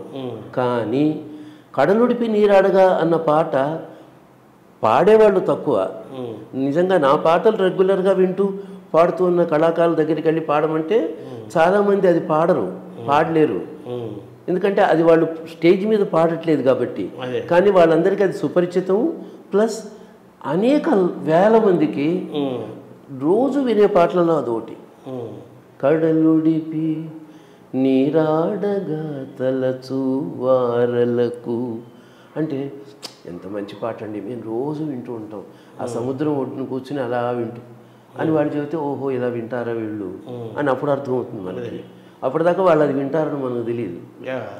అట్లాగే లలిత రాగంలో జయలక్ష్మి వరలక్ష్మి అందరూ చాలా బాగా పాడుతున్నారని మనం అనుకుంటాం. శోధించిరిదియే సురలును మునులును ఆదికి అనాది హరినామం శోధించిరిదియే. ఈ పాట స్టేజ్ మీద పాడేవాళ్ళు తక్కువ, వినేవాళ్ళు ఎక్కువ. ఇది లలిత రాగమే కదా, ఇది లలిత రాగమే. అలాగే ఈ అమ్మవారి మీద పాటలు కానీ, గోవిందరాజ స్వామి మీద పాటలు కానీ, ఎన్నో పాటలు మనకు తిరిగి పాడేవి తక్కువ, వినేవి ఎక్కువ. అఖిల లోకైకవంజ హనుమంతుడా అని సింధు భైరవిలో ఉంది. నేను మా బొల్లెమ్మ సహగాయని మేమిద్దరం పాడుతూ ఉంటాం అనేది వదిలేయండి, బయట వాళ్ళు పాడడం చాలా తక్కువ, ఈ పాట వినేవాళ్ళు ఎక్కువ. హనుమంతుడి భక్తులు చాలామంది మేము మా గుళ్ళో రోజు ఇది పెట్టుకుని వింటూ ఉంటామండి. మా ఇంట్లో మా నాన్నగారు హనుమంతుడి భక్తులు, నాకు కూడా హనుమంతుడు అంటే చాలా ఇష్టం, మేము రెగ్యులర్గా ఈ పాట వింటూ ఉంటారు. ఇది తిరిగి పాడేవాళ్ళ సంఖ్యతో పోలిస్తే 100 రెట్లు ఎక్కువ. సంవత్సరానికి 2-3 మటుకు అఖిల లోకైక వంచ పాడితే సంవత్సరానికి 10,000 మంది మనకు తెలియకుండా ఇంకా ఎక్కువ ఉంటారు, లక్షల్లో ఉంటారు. వాళ్ళు రెగ్యులర్గా వింటున్నారు ప్రతిరోజు. ఇప్పుడు మరి అది పాపులరా అన్పాపులరా? మోస్ట్ పాపులర్ అది. అందువల్ల నా పాట తిరిగి పాడితేనే పాపులర్ అనుకోకూడదు, వింటాం కదా, విని నిరంతరం విని ఉపాసించే వాళ్ళు ఉన్నారు, అది పాపులారిటీయే. ఇప్పుడు మన అన్నమయ్య ఇన్ని 32,000 సంకీర్తనలు రాశారంటారు. మనకి ఇప్పుడు 32,000 సంకీర్తనలో ఎన్ని యాక్చువల్గా దొరికాయి సార్ మన దగ్గర? దొరికాయి అంటే టీటీడీ వాళ్ళు వాళ్ళ తిప్పలేవో వాళ్ళు పడి పాపం అనేక విద్వాంసుల సహకారంతో సుమారు 12,000 పైచిలుకు అన్నమాచార్య కీర్తనలు సేకరించారు. ఇంకొక 2,000 దగ్గర పెద్ద తిరుమల ఇవి, అన్నమాచార్యుడు మనం చిన్న తిరుమల ఇవి, అవి కూడా సేకరించారు. అవి కలిపితే 14,000 పైచిలుకు మనకు అందినాయి. అయితే అన్నమాచార్యులు రచించారు అన్న మాట చెబుతూ ఆ అంకెని ప్రత్యేకించి నొక్కి వక్కాణించిన మహానుభావుడు అన్నమాచార్యులు వారి మనవడు చిన్న తిరుమలాచార్యులు. ఆయన లెక్క ప్రకారం 32,000 సంకీర్తనలు అన్నమాచార్యులు రచించారు. 32,000లో ఇప్పుడు మనకు 12,000 పైచిలుకు, 12,000 పైన 1 or 200 వరకే మనకు దొరికినాయి. మిగతా దగ్గర 18,000 we have lost. అంటే ఈ 12,000 కీర్తనలకి స్వర 18 కాదు, నోటేషన్స్ ఉన్నాయా సార్? 12,000 కీర్తనలు మనకు స్వరరచనతో ఉన్నాయా ఇప్పుడు? స్వరరచనతో ఎన్ని ఉన్నాయని మీరు ఊహిస్తున్నారు? ఎవరు చేశారని? ఆయన కదా వాక్యకారుడు. ఎవరు చెప్పారు మీకు అలాగని? అది మనం ఆయన ఇదొక దురభిప్రాయం ప్రతి వాళ్ళకి. అన్నమయ్య ఏది స్వరరచన చేసి రాసిపెట్ల, ఆయన ఏం పాడాడు కూడా ఎవరికి తెలియదు, వెంకటేశ్వరుడికి ఒక్కడికే తెలుసు, అంతే. ఆయన ఏం పాడాడు, ఎలా పాడాడు, ఇది పరమ సత్యం. పెద్దలందరూ ప్రమాణం చేసి చెప్పిన మాట. ఏటూరు ప్రభాకర శాస్త్రి గారు కానీ, రాళ్లపల్లి అనంతకృష్ణ శర్మ గారు కానీ, మంచాళ జగన్నాథరావు గారు కానీ, శ్రీపాద పినాకపాణి గాని కానీ, మరొక విద్వాంసులు బాలమురళి కృష్ణ, నేదురు కృష్ణమూర్తి గారు, ఇలా మా గురుగారితో సహా అందరూ చెప్పింది ఏమిటంటే అన్నమయ్య సంగీతం మనకి లేదు, దక్కలేదు. బాలాంతరపు రజనీకాంతరావు గారు లాంటి పెద్ద మనుషులు కూడా అన్నమయ్య సంగీతం ఇలా ఉంటుంది అని ఎవరు ఊహల్లో వాళ్ళు ఊహించి నేనే చాలా కరెక్ట్గా ఊహిస్తున్నాను అనుకున్నారు వాళ్ళకి వాళ్ళు తప్ప, కరెక్ట్గా అన్నమయ్య ఈ పాట ఇలాగే పాడాడని ఒక్క పాట కూడా చెప్పగలిగిన వాళ్ళు ఎవరు లేరు, ఒక్క పాటను కూడా చూపించలేరు. అంటే సాహిత్యం దొరికింది కానీ దాని తాలూకు మనకు స్వరరచన నోటేషన్ దొరకలేదు. పక్క ఈ మాట పక్క, అంతే కదా సార్. అవును. తర్వాత ఇప్పుడు ఈ అన్నమయ్య యజ్ఞంలో, ప్రచార యజ్ఞంలో మీరు అన్నట్టుగా వేటూరి ప్రభాకర్ శాస్త్రి, రాళ్లపల్లి అనంతకృష్ణ శర్మ గారు, గౌరిపెద్ది రామసుబ్బ శర్మ గారు, మల్లిక్ గారు, ఇదో పెద్ద నేదురు కృష్ణమూర్తి గారు, ఈ వరకు చాలా పెద్ద లిస్ట్ ఉంది. అది ఈజీగా 30-40 మంది ఉంటారు. ఇటీవల ట్యూన్ చేస్తున్న వాళ్ళని కలుపుకుంటే కొన్ని 100 మంది వచ్చేస్తున్నారు. అయితే ఒకే కీర్తనని ఇప్పుడు మన త్యాగరాజు మిగతా వాగ్గేయకార కీర్తనలన్నీ కూడా ఆ కీర్తన అనగానే ఆ రాగము ఆ తాళము, ఆ కీర్తనని ఆ రాగము తాళము అని ప్రసిద్ధంగా ఉన్న ఇవి జనంలోకి ఒక సిలబస్ లాగా వెళ్ళిపోయినాయి. ఈ అన్నమయ్య కీర్తనలకు వచ్చేసరికి ఒకే కీర్తనని రకరకాల ట్యూన్స్తో, రకరకాల తాళ వైవిధ్యంతో, రాగ వైవిధ్యంతో పాడటం వల్ల పాడుతున్నారు, అలాగే జరుగుతుంది. దానివల్ల లాభ నష్టాలను ఎలా బేరీజ్ వేసుకోవాలి అన్నమయ్య కీర్తనలు జనం చేరటంలో? ఇది ఎట్లాంటిదంటే, హోమియోపతి వైద్యం మంచిదా, అలోపతి మంచిదా, ఆయుర్వేదం మంచిదా అని చర్చలు మొదలు పెడితే ఎటు తేలవు. కొన్నింటికి అది మంచిది, కొన్నింటికి ఇది మంచిది. ఏది బాగుంటుంది వేసుకోవటమే, మనకి ఏది అనుకూలిస్తే అది వేసుకోవడమే. అలాగే ఇప్పుడు ఒకే కీర్తన కదా, ఒకే కీర్తనకి వివిధ విద్వాంసులు వారిదైన ధోరణులలో వేరే స్వరపరిచారు, పాడుతున్నారు, బాగానే ఉంది. వినేవాళ్ళు కూడా అలా వింటున్నారు. అది ఎవరి అభిరుచి వాళ్ళది. కాబట్టి దీంట్లో అడ్వాంటేజ్ ఏమిటంటే, ముందుగా ఎవరు స్వరపరిచి టీటీడీ లాంటి పెద్ద సంస్థకి పాడేసి వాళ్ళ ద్వారా బయటకు వచ్చి కొంచెం ఛానళ్లలో వాటిల్లో ఎక్కువగా రిపీటెడ్గా వినిపించేస్తే అది ఎక్కువ పాపులర్ అయ్యే అవకాశాలు ఉంటాయి. తర్వాత మా అదృష్టం ఏంటంటే, మేము స్వయంగా గాయకులం అవ్వడంతో, నేను 45 ఏళ్ల నుంచి పాడుతూ ఉండడంతో నా పాటలు నేనే పాడుకోవడం, నాకంటూ ఒక ఆడియన్స్ వర్గం నా చుట్టూ ఉండడం, వాళ్ళు నన్నే అభిమానించటం, నా పాటలనే ఫాలో అవ్వడం, అవే నేర్చుకోవడం వల్ల అది కలిసి వచ్చింది. దాంట్లో ఒక క్లాసికల్ కీర్తన టైప్లో ఉన్నవి ఉన్నాయి, లలిత సంగీత ధోరణిలో ఫోక్ స్టైల్లో ఉన్నవి కూడా ఉన్నాయి. అలాగే ఇతర గాయకులు ఉన్నారు.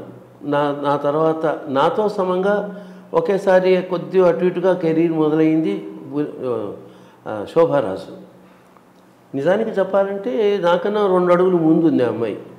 ఎందుకంటే ఆ అమ్మాయి అన్నమయ్య పాడే నాటికి నాకు అన్నమయ్య పాటలు తెలియవు. కాకపోతే ఒక స్కాలర్షిప్ ట్రైనింగ్ అనేది ఒక కొలమానంగా పెట్టుకుంటే మేమిద్దరం ఫస్ట్ బ్యాచ్ స్టూడెంట్స్ అని చెబుతాం. మేమిద్దరం అన్నమాచార్య ప్రాజెక్టులో కూడా మొట్టమొదట చేరిన కళాకారులలో మేమిద్దరం. అలా లెక్క వేసుకుంటే మాదైన ధోరణిలో మేము చేయగలిగాం. ఆ అమ్మాయి చక్కటి ట్యూన్లో ఆ అమ్మాయి చేసింది, నేను చేశాను. ఆ అమ్మాయి ఫాలోయర్స్ అవి ఫాలో అయ్యారు, నా ఫాలోయర్స్ నావి ఫాలో అయ్యారు. మేము కామన్గా గురువులు చేసినవి కొన్ని ఎన్నుకున్నాం.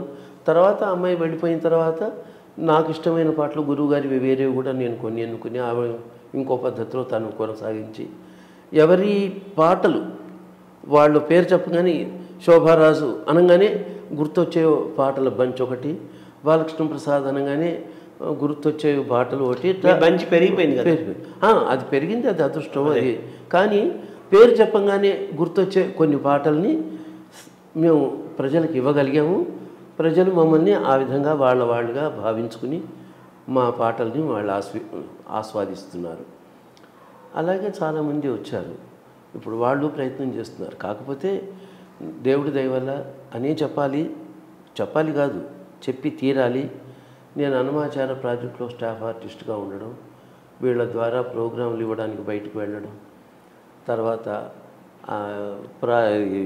ఛానల్ వచ్చినాక ఎస్విపిసి వచ్చినాక కూడా నా పాటలు వీళ్ళకి బాగా అందుబాటులో ఉండడం, నేను కొత్తవి చేసినవి కూడా వీళ్ళకి వెంటనే చేరడం, ఇవన్నీ నాకు అడ్వాంటేజెస్గా మారినాయి. అందువల్ల నా పాటలు బాగా జనంలోకి కొన్ని 100 పాటలు వెళ్ళిపోయినాయి. అంటే ఓవరాల్గా నేను అంటుంది, అన్నమయ్య సాహిత్యం జనంలోకి చేరడానికి ఈ అన్ని పద్ధతులు ఉపయోగపడ్డాయని అనుకోవాలి, మనం పాజిటివ్గా తీసుకోవాలి, అంతే కదా. స్వరపరచడము, నేను పాడుకోవడానికి నాకు ప్లాట్ఫార్ము, ఇవన్నీ మళ్ళీ అన్నమాచార్య ప్రాజెక్ట్ పక్షాన కళాకారుడిగా విడిగా కూడా రిటైర్ అయినా కూడా ఎస్విబిసి ఛానల్ అనేది ఒకటి టీటీడీ పెట్టి ఆ ఛానల్ ద్వారా మళ్ళీ కొంత ఈ పాటలకి ప్రాచుర్యం కల్పించడం. పుస్తకాలు అచ్చువేశారు, నేను నోటేషన్తో 12 పుస్తకాలు అచ్చువేశాను నేను టీటీడీకి. కొద్ది గొప్ప అవి కూడా జనానికి రీచ్ అయినాయి. అన్నమాచార్య కీర్తనలో నోటేషన్తో అచ్చువేసినవి, వాటి ద్వారా కొంత సర్వీస్ జరిగింది. తర్వాత నా దగ్గర నేర్చుకున్న స్కాలర్షిప్ స్టూడెంట్లు వాళ్ళు టీటీడీలో ఉద్యోగంలో చేరి కొద్ది గొప్ప వాళ్ళు కూడా నా పాటలు పాడుతూ ఉండడం అనేది అడ్వాంటేజ్గా మారింది. నా దగ్గర నేర్చుకున్న వాళ్ళు అవడంతో. అలాగే ఈ మధ్య 18 ఏళ్ళుగా బుల్లెమ్మ అని ఒక అన్నమాచార్య ప్రాజెక్ట్ ఆర్టిస్టు, ఆ అమ్మాయి ఒక సిస్టమేటిక్గా నా దగ్గర కొన్ని వందల పాటలు నేర్చుకుంది. టీటీడీకి దాదాపు 116 పాటల దాకా మొన్ననే పూర్తయినాయి. 116 పాటలు అని పాడింది, రికార్డ్ అయినాయి. తను కచేరీలు పాడుతూ ఉంది. ఎస్విబిసి ఛానల్ ద్వారా ఒకటిగా పాట జనంలోకి పెడుతూనే ఉంది ఆ అమ్మాయి ద్వారా. మా అబ్బాయి అనిల్ కుమార్, వాడు స్వయంగా మంచి సింగర్గా వచ్చాడు. వాడు కూడా నా పాటలు చాలా పాడుతున్నాడు. ఇవన్నీ నాకు అడ్వాంటేజ్. ఈ ప్రాజెక్ట్ ఆర్టిస్టులలో కూడా సరస్వతి ప్రసాద్ అని అతను ఉన్నాడు. అతను ఎక్కువగా నా పాటలు పాడుతున్నాడు. అతను కూడా మంచి గుర్తింపు అది ఉంది, మంచి వాయిస్. అతని ద్వారా కొంత జరుగుతుంది. అంటే నేను ఓవరాల్గా ఏంటంటే మీరు అన్నమయ్యకి అంకితమై ఎక్కువ అన్నమయ్య కీర్తనలే స్వరపరుస్తూ, అన్నమయ్య పాడుకుంటూ, పాడిస్తూ, నేర్పిస్తూ, ఇలా అన్నమయ్య ప్రచార సంకీర్తన యజ్ఞంలో మీరు అంకితమై చేస్తున్నందుకు మీతో పాటు పూర్వులతో పాటు మీరు తరతరాలుగా జరుగుతున్న ప్రక్రియలో అన్నమయ్య కీర్తనలు జనంకి చేరటం, ఈ టెక్నాలజీ మీడియా కూడా ఎంతో ఉపయోగపడుతూ ఈరోజు ఎక్కువ మందికి అన్నమయ్య కీర్తనలు చేరటం అనేది ఒక మంచి పరిణామం. అవును, అంతే కదా. మనం అంతకుముందు సీడీలు చేశారు టీటీడీ. ఆ సీడీల ద్వారా బాగా వెళ్ళినాయి. ఒక 5-6 ఏళ్ళుగా ఛానల్ ద్వారా వెళ్ళడం బాగా ఎక్కువైంది. దేవుడి దయ వల్ల నేను ఇప్పటికీ పాడుతూ ఉన్నాను కాబట్టి అడపా ఒకటి అరా తగ్గినా నేను పాడడం నా ప్రోగ్రాంల ద్వారా బాగా వెళుతున్నాయి జనంలో. నేదురుడు గారు ఆయనకు ప్రశంసలు పొందిన కీర్తనలు మీకు ఏమైనా ఉన్నాయి, గుర్తున్నాయి సార్? ఆయన నా పాటల్ని చాలా ఇష్టపడేవారు. కాకపోతే ఇతరులు చేసిన పాటలు తను పాడడం అనేది పెట్టుకోలేదు కాబట్టి, స్వయాన వారు గురువు గారు కాబట్టి పినాకపాణి గారు చేసిన ఒక 2 మటుకు తీసుకుని పాడారు. కానీ మిగతా ఎవరు కంపోజ్ చేసిన పాటలు నూకల గారివి కానీ, బాలమురళీకృష్ణవి కానీ, మరో ఏ విద్వాంసులు చేసినవి రాళ్లపల్లి వారి ఏవి పాడలే ఆయన. అలాగే నావి పాడలేదు. నావి పాడనంత మాత్రాన నా పాటలు తెలియదని వినలేదని అనుకోవడానికి లేదు. నా పాటల్ని బాగా అభిమానించిన వారు, నన్ను ప్రోత్సహించిన వారు నేదునూరు గారు. వారి ప్రోత్సాహం లేకపోతే నేను ఇంతవరకు చేసేవాడిని కాదు. నాకు మానసిక స్థైర్యం ఉండేది కాదు. వారు నా పాటను మెచ్చుకుని అభినందించి చెయ్యి, నీదంటూ ఒక ధోరణి ఉంది, అన్నమయ్య పాట స్వరపరచడంలో జనం ఆస్వాదించి తిరిగి పాడుకోవడానికి అనువైన బాణీలు అందించడంలో నీదంటూ ఒక ప్రత్యేకమైన గుర్తింపు, పరిశ్రమ అన్నీ ఉన్నాయి. నువ్వు అలా నిరంతరం చేస్తూ ఉండాల్సిందే, ఆపద్దు ఈ ప్రక్రియని అని ఒక పెద్ద మోరల్ సపోర్ట్ ఇచ్చారు. ఖచ్చితంగా వారి సపోర్టే లేకుండా ఒక మాట కొంచెం నెగిటివ్గా వచ్చినా నేను ఫంక్ అయి ఉండేవాడిని. వారు మీకు మార్గదర్శనం చేశారు. అది మార్గదర్శకత్వం అనేది ఆయన తెలిసి చేయలే, నేను దాన్ని గ్రహించాను. వారిని మార్గదర్శకులుగా పెట్టుకుని ఆ బెనిఫిట్ నేను పొందాను నా అంతటి నేను. అదే ఆయన క్యాజువల్గా వర్క్ చేశారు, నేను పొందాను ఆ ఇన్స్పిరేషన్. అంటే ఆయన ఇన్ఫ్లుయెన్స్ నా మీద అలా ఉంది. సరే, అన్నమయ్య సాహిత్యాన్ని పరిశీలిస్తే సంస్కృత భూయిష్టమైన రచనలు ఉన్నాయి, అచ్చతెనుగు పదాలు ఉన్నాయి, ఆ ప్రాంతపు రాయలసీమ ప్రాంతపు ఆ కాలపు మాండలికాలు ఉన్నాయి, అలాగే సరళమైన తెలుగు భాష ఉంది, ఎన్నో మిశ్రమంగా అంటుంటారు కదా. ఈ ప్రయాణంలో అన్నమయ్య సాహిత్యం మీకు అధ్యయనం చేసిన వ్యక్తిగా అన్నమయ్య సాహిత్యాన్ని మనం ఎలా చూడాలి సార్? మీరే చెప్పారు, అంత జవాబు కూడా అందులోనే ఉంది. అన్నమయ్య సాహిత్యాన్ని అలాగే చూడాలి. ఎందుకంటే ఆయన జనసామాన్యం కోసం సంకీర్తనలు రచించారు. ఒకటో పాయింట్, జనసామాన్యం కోసమే సంకీర్తనలు. ఏం చెప్పదలుచుకున్నారు సంకీర్తనల ద్వారా? శ్రీ వెంకటేశ్వరుడి లీలా విశేషాలు, శ్రీ వైష్ణవ మత సిద్ధాంతాలు, అవి రెండు ఈ సంకీర్తనల ద్వారా ప్రచారం చేయడం అనేది అన్నమాచార్యుల వారి ప్రాజెక్ట్. Own project. ఆ పద్ధతి ప్రకారం, ఆ ధోరణిలో, ఆ ప్రయోజనాల్ని ఆశిస్తూ ఆ కీర్తనలంతా ఆయన చేశారు. అది దాంట్లో జనసామాన్యం అని నేను అన్నాను. ఆ జనసామాన్యం అనే దాంట్లో ప్రధానంగా మనకి మీరు అన్నట్టు రకరకాల మండలాలలో ఉండే జనులందరూ వస్తారు. ఆ మాండలిక పదాలన్నీ తను వాడాడు. వాళ్ళ కోసం కదా రాస్తున్నారు మరి. అందువల్ల వాళ్ళకి క్లోజ్గా ఉండి మావాడు మాకు అర్థమయ్యేటట్టుగా రాస్తున్నాడు చక్కగా అని వాళ్ళు దాన్ని అందిపుచ్చుకోవడానికి వాళ్ళ ధోరణిలో పెడితేనే కుదురుతుంది. అందువల్ల వాళ్ళ భాష, వాళ్ళ భావాలు, వాళ్ళకు అందుబాటులో ఉన్న సంగీతపు శైలి, అది కూడా సంగీతపు శైలి చాలా ముఖ్యమైన పాయింట్. సంగీతపు శైలి కూడా ఆయా ప్రాంతాలలో ఫోక్ జానపద అది చాలా ముఖ్యంగా చెప్పుకోదగ్గది. అన్నమాచార్యులు ఏమి త్యాగరాజస్వామి లాగా సంగీత కీర్తనలు రాస్తూ కూర్చోలేదు, ఎవరు అనడానికి వీల్లేదు అన్నమాట. విఘ్నులు ఎవరు చెప్పలేదు, నేను ఒప్పుకోను. ఆయన సాహిత్యాన్ని ఆయన జనసామాన్యం కోసం సాహిత్యం రాశారు. ఆ జనసామాన్యం కోసం ఆ సాహిత్యం ఏ సంగీతపు ధోరణిలో ఎలా ఉంటే బాగుంటుందో ఆ సంగీతమే ఆయన పాడాడు. అది మనకి ఇప్పుడు అందుబాటులో లేదు. కానీ మనకి జానపద సంగీతంలో పెద్ద మార్పులు రావు. క్లాసికల్ మ్యూజిక్లో మార్పులు వచ్చినంత తొందరగా జానపద సంగీతంలో మార్పులు రావు. పట్టణాలలో సిటీలలో కల్చర్ మారిపోయినంత తొందరగా గ్రామాల్లో మారుతుందే? మారదు. అలాగే మీకు బాగా అర్థమైంది కదా, పట్టణాల్లోనూ పెద్ద పెద్ద సిటీస్లోనూ కల్చర్స్ మారిపోయినంత తొందరగా చిన్న చిన్న ఊళ్ళలో మారవు. అలాగే సంగీత బాణీలు కూడా ఆ రోజు అన్నమయ్య కాలం నాటి సంగీతం, ఆ జానపద బాణీలు పల్లెటూళ్ళ వాళ్ళ ప్రజలు సాధారణంగా కష్టజీవులు, వాళ్ళ కోసం రచించాడు కాబట్టి ఆ రకపు సంగీతపు బాణీలలో పెద్ద మార్పులు లేవు. అంటే నేను సాహిత్యపరంగా కూడా మాట్లాడుతున్నాను సార్. అంటే కొంత సంస్కృత భూయిష్టమైన రచన ఉంది. ఎన్నండి సంస్కృతంలో 100 పాటలు ఉన్నాయి అంతే. ఎందుకు అది పెద్దగా మనం చర్చించే విషయం కాదు. అందుబాటులో ఉన్న 12,000 పైచులకు పాటలలో 100 సంస్కృతంలో, మిగతా జనం భాష అంతే. ఊరికే సంస్కృతం ప్రజాకవి అంతే అంతే అంతే జనం భాష కోసం ప్రజాకవి జనంకి చేరాలని. అనేక పెద్ద కొప్పు పెట్టుకున్న స్త్రీ దాంట్లోంచి ఒక వెంట్రుక తీసినట్టు అంతే. 12,000 పైచులకు పాటలలో 100 పాటలు అంతే. అవే సంస్కృతం, మిగతా అంతా జనం భాష, తెలుగు భాష, చక్కటి తెలుగు, అచ్చ తెలుగు పదాలు, మాండలికాలు అంతే. తెలుగుదనం అంతా అన్నమయ్య కీర్తనలో శోభించిందని చెప్పాలి. అంతే అంతే అంతే. తర్వాత చాలా కాలం క్రితం భాష కాదు అది. ఆ భాషను అర్థం చేసుకోవటము, దాన్ని అనుభవించటం, ఇందులో మీరు పడిన కష్టాలు ఏమైనా ఉన్నాయి? అవి మేము పడే కష్టం కన్నా ఈ సాహిత్య పెద్దవాళ్ళు విద్వాంసులు ఉంటారు, వాళ్ళు ఎక్కువ కష్టాలు అంటే మీరు అనుభవించాలి కదా. అంటే వాళ్ళు ముందు కొంత అనుభవించేసి మాకు దారి చూపించినాక మేము అది అందిపుచ్చుకుని ట్యూన్ చేసిన వాళ్ళు. అది సులువైంది, మాకు సులువైంది.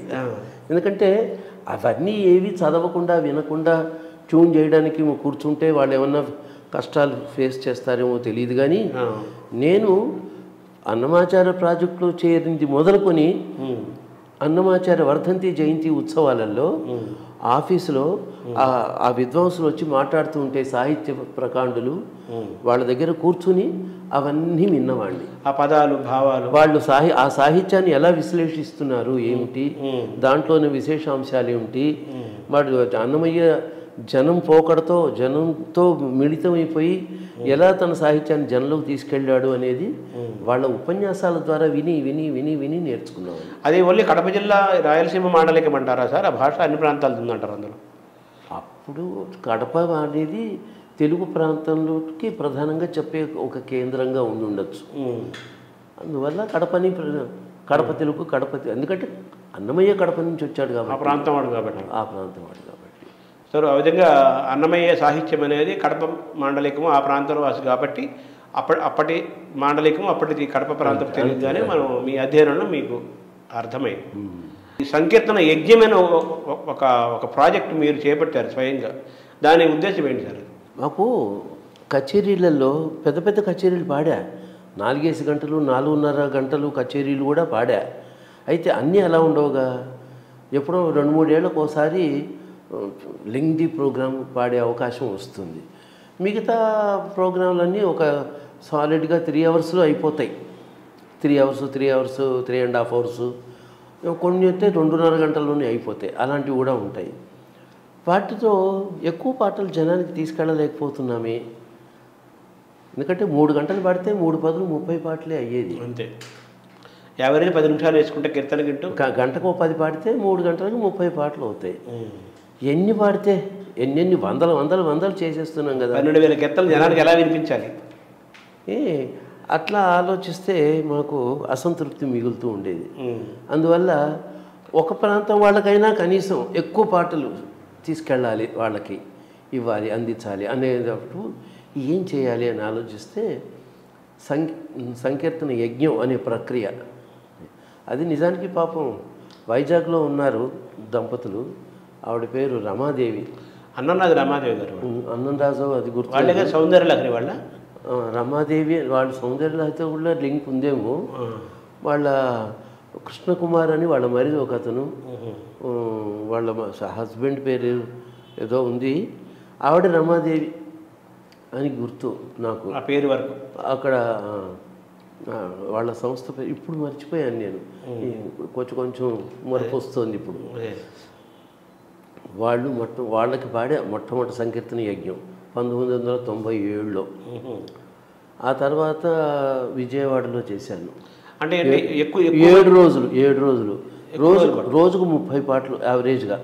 ఓ రోజు 32, ఓ రోజు 33, ఓ రోజు 29 యావరేజ్ అలా ఉంటాయి. యావరేజ్గా 30 పాటలు. 7 రోజులకి ఎన్ని అయినాయి? 7:30. 7 3 21, 210 పాటలు అలా పాడి. అలాంటి సంకీర్తన యజ్ఞాలు నేను 8 చేశాను. 8 సంకీర్తన యజ్ఞాలలో 2 పర్టికులర్గా 2 యజ్ఞాలు తిరుపతిలోనే 300 పాటలతో చేశాను. ఎన్ని రోజులు సార్ అది? 12 రోజులు. 12 రోజులు 2 సార్లు చేశాను అలాంటి యజ్ఞాలు. అంటే 300 + 300 600 కీర్తనలు వినిపించినట్టు. అంటే కొన్ని కామన్గా వచ్చే ఉంటాయి, రిపీట్ అవుతాయి. కొన్ని కామన్గా వచ్చే ఉంటాయి, కొన్ని కొత్త యాడ్ అవుతూ ఉంటాయి ఎప్పటికప్పుడు. ఎందుకంటే ఏడాదికోటి 2 ఏళ్ళకోటి అలా పాడుతూ ఉన్నాను కదా. విజయవాడలో 3 సంకీర్తన యజ్ఞాలు చేశారు, హైదరాబాద్లో 3 సంకీర్తన యజ్ఞాలు చేశాను. అప్పుడు ఏమైంది, 2 ఎన్నో, హైదరాబాద్లో 2 కాబోలు, విజయవాడలో 3 చేశాను. 3, 2, 5 ప్లస్ అక్కడ వైజాగ్లో 1, తిరుపతిలో 2, 8 సంకీర్తన యజ్ఞాలు చేశాను. 8 సంకీర్తన యజ్ఞాలు యావరేజ్ లెక్క వేసి కూడా కొన్ని రిపీట్ అయినప్పటికీ కూడా ఒక 1000 కీర్తనలు వినిపించినట్టు లేదు, 500 ఉంటాయి. రిపీట్లు ఉంటాయి. రిపీట్లు ఉంటాయిగా, పాపులర్గా ఉన్నవి అవి ప్రాక్టీస్ చేసి ఉంటారు. అవి జనం అడుగుతారు కూడా. అంత ప్రొలాంగ్డ్ ప్రోగ్రామ్ పాడినప్పుడు వాళ్ళకి నచ్చినవి అందులో కవర్ అవ్వకపోతే మరి కష్టం కదా. అడుగుతారు. ఈ సంకీర్తన యజ్ఞం విశాఖపట్నంలో ప్రారంభమైనట్టు చెప్పాలా? ప్రారంభం విశాఖపట్నంలో అయింది. తర్వాత లక్ష గళార్చన కూడా, అన్నమయ్య లక్ష గళార్చన కూడా అందులో మీ లక్ష గళార్చన విశేషం ఏమిటంటే 1,00,000 మంది గొంతులలోంచి ఒక్కసారిగా నా పాట వింటూ వాళ్ళు నాతో పాటు గానం చేసి నోరారా ఒక 7 సంకీర్తనలు వాళ్ళు పాడడం అనేది, ఆ పాడిన అనుభూతి, వాళ్ళు ఆ పారవస్యం పొందడం అనేది ఆ కాన్సెప్ట్. అన్నమయ్య కీర్తన. అప్పటికి సంకీర్తన అదే సప్తగిరి సంకీర్తనలు అని ఒక 7 కీర్తనలు వాళ్ళు టీటీడీ వాళ్ళు ఎన్నుకుని ఎవరు ట్యూన్ మార్చకుండా ప్రపంచం మొత్తంలో ఈ పర్టికులర్ పాటలన్నా అట్లీస్ట్ అవే ట్యూన్లు పాడాలి అని Tyagaraja on par with Tyagaraja పంచరత్నాలని వాళ్ళు అన్నారు. ఆ మాట వాళ్ళు వాడారు. అలా ప్రయత్నం చేశారు. కొత్తల్లో కొంతమంది ఎగతాళి చేశారు, భయపడ్డారు, అనవసరంగా పెద్ద పని చేస్తున్నారు అని. కానీ ఈ రోజున సప్తగిరి సంకీర్తనలు జనంలోకి వెళ్ళిపోయినాయి, ఫార్మాట్ వెళ్ళిపోయింది. ప్రతి సంవత్సరం అన్నమాచార్య ఉత్సవాలు చేసే చాలామంది సప్తగిరి సంకీర్తనలు గోష్ఠిగాను వాళ్ళ ప్రాంతాల్లో వాళ్ళు నిర్వహించడం. సేమ్ పంచరత్నాలు లాగానే వాగ్గేయకార త్యాగయ్య ఆరాధనకి జయంతికి ఎలా చేస్తారో అలా ఉత్సవాలు చేస్తున్నారు. గొప్ప విషయం అది. ఆ ప్రక్రియ మొదలయ్యి దాదాపు 12 ఏళ్ళు 13 ఏళ్ళు అవుతుంది, నాకు గుర్తులేదు. ఈ లక్ష గళార్చన వేదిక పైన మొట్టమొదటిసారి జరిగించారు. అది మొట్టమొదటిసారి కాదు, అప్పటికి టీటీడీ తిరుపతికి ఎంఎస్ సుబ్బలక్ష్మి రావడం, స్వయంగా తిరుపతిలోనే మేము ఆ సప్తగిరి సంకీర్తనలు గోష్ఠిగానం మేము పాడడం అన్నీ అయినాయి. అయితే అప్పుడు సిలికాన్ ఆంధ్ర, ఆయన పేరు కూచిపట్ల ఆనంద్, సిలికాన్ ఆంధ్ర, ఆయన ఒక పెద్ద ప్రయత్నంగా చేశారు. అది గొప్ప అనుభూతి. 1,00,000 మంది అన్నమే పాట పాడటం. ఒక 15-20 నిమిషాలు ముందు, అంటే ప్రోగ్రాం మొదలవడానికి ముందు మహా ఉంటే 50,000 మంది 40,000 మంది ఉంటారు. ఆయన 1,00,000 గళార్చన అని పేరు పెట్టి 1,00,000 మంది పాడాలి అని ప్లాన్ చేసి 1,00,000 మందికి తగిన చోటు అది ఎన్నుకుని అన్ని ఏర్పాట్లు చేసుకున్నాడు. పాపం ఇంత పెద్ద పని చేస్తున్నాడే, ఇంకా 15-20 నిమిషాల్లో ప్రోగ్రాం మొదలవుతుంది అనుకున్నాను నేను. ఆ జనాన్ని అప్పటికి స్టేజ్కి ఎక్కా, వెనక స్టేజ్ ఎక్కి ఒక్కసారి జనాన్ని అలా చూసా. ఫోన్లే 40,000-50,000 మంది ఒక్కసారిగా పాడడం కూడా గొప్ప విషయం. సరే, తర్వాత తెర వేశారు, నేను వెనక్కి వచ్చాను, శృతులు చేసుకున్నాం, పక్క వాయిద్యాలు. మేము పాడడానికి కూర్చునేటప్పటికండి ఫుల్ నిండిపోయి ఎక్కడెక్కడెక్కడెక్కడో నిలబడి ఉన్నారు. తర్వాత మాకు వచ్చిన రిపోర్ట్స్ ఏంటంటే 1,25,000 మంది పాడారు. అంటే తర్వాత 15-20 నిమిషాల్లో 1,00,000 మంది కాగా ఇంకా ఎక్కువ కూడా వచ్చారు. అంటే అది అనౌన్స్ చేశారు, లెక్క పెట్టాము మేము, 1,00,000 దాటింది అని సర్టిఫికెట్ ఇచ్చారు.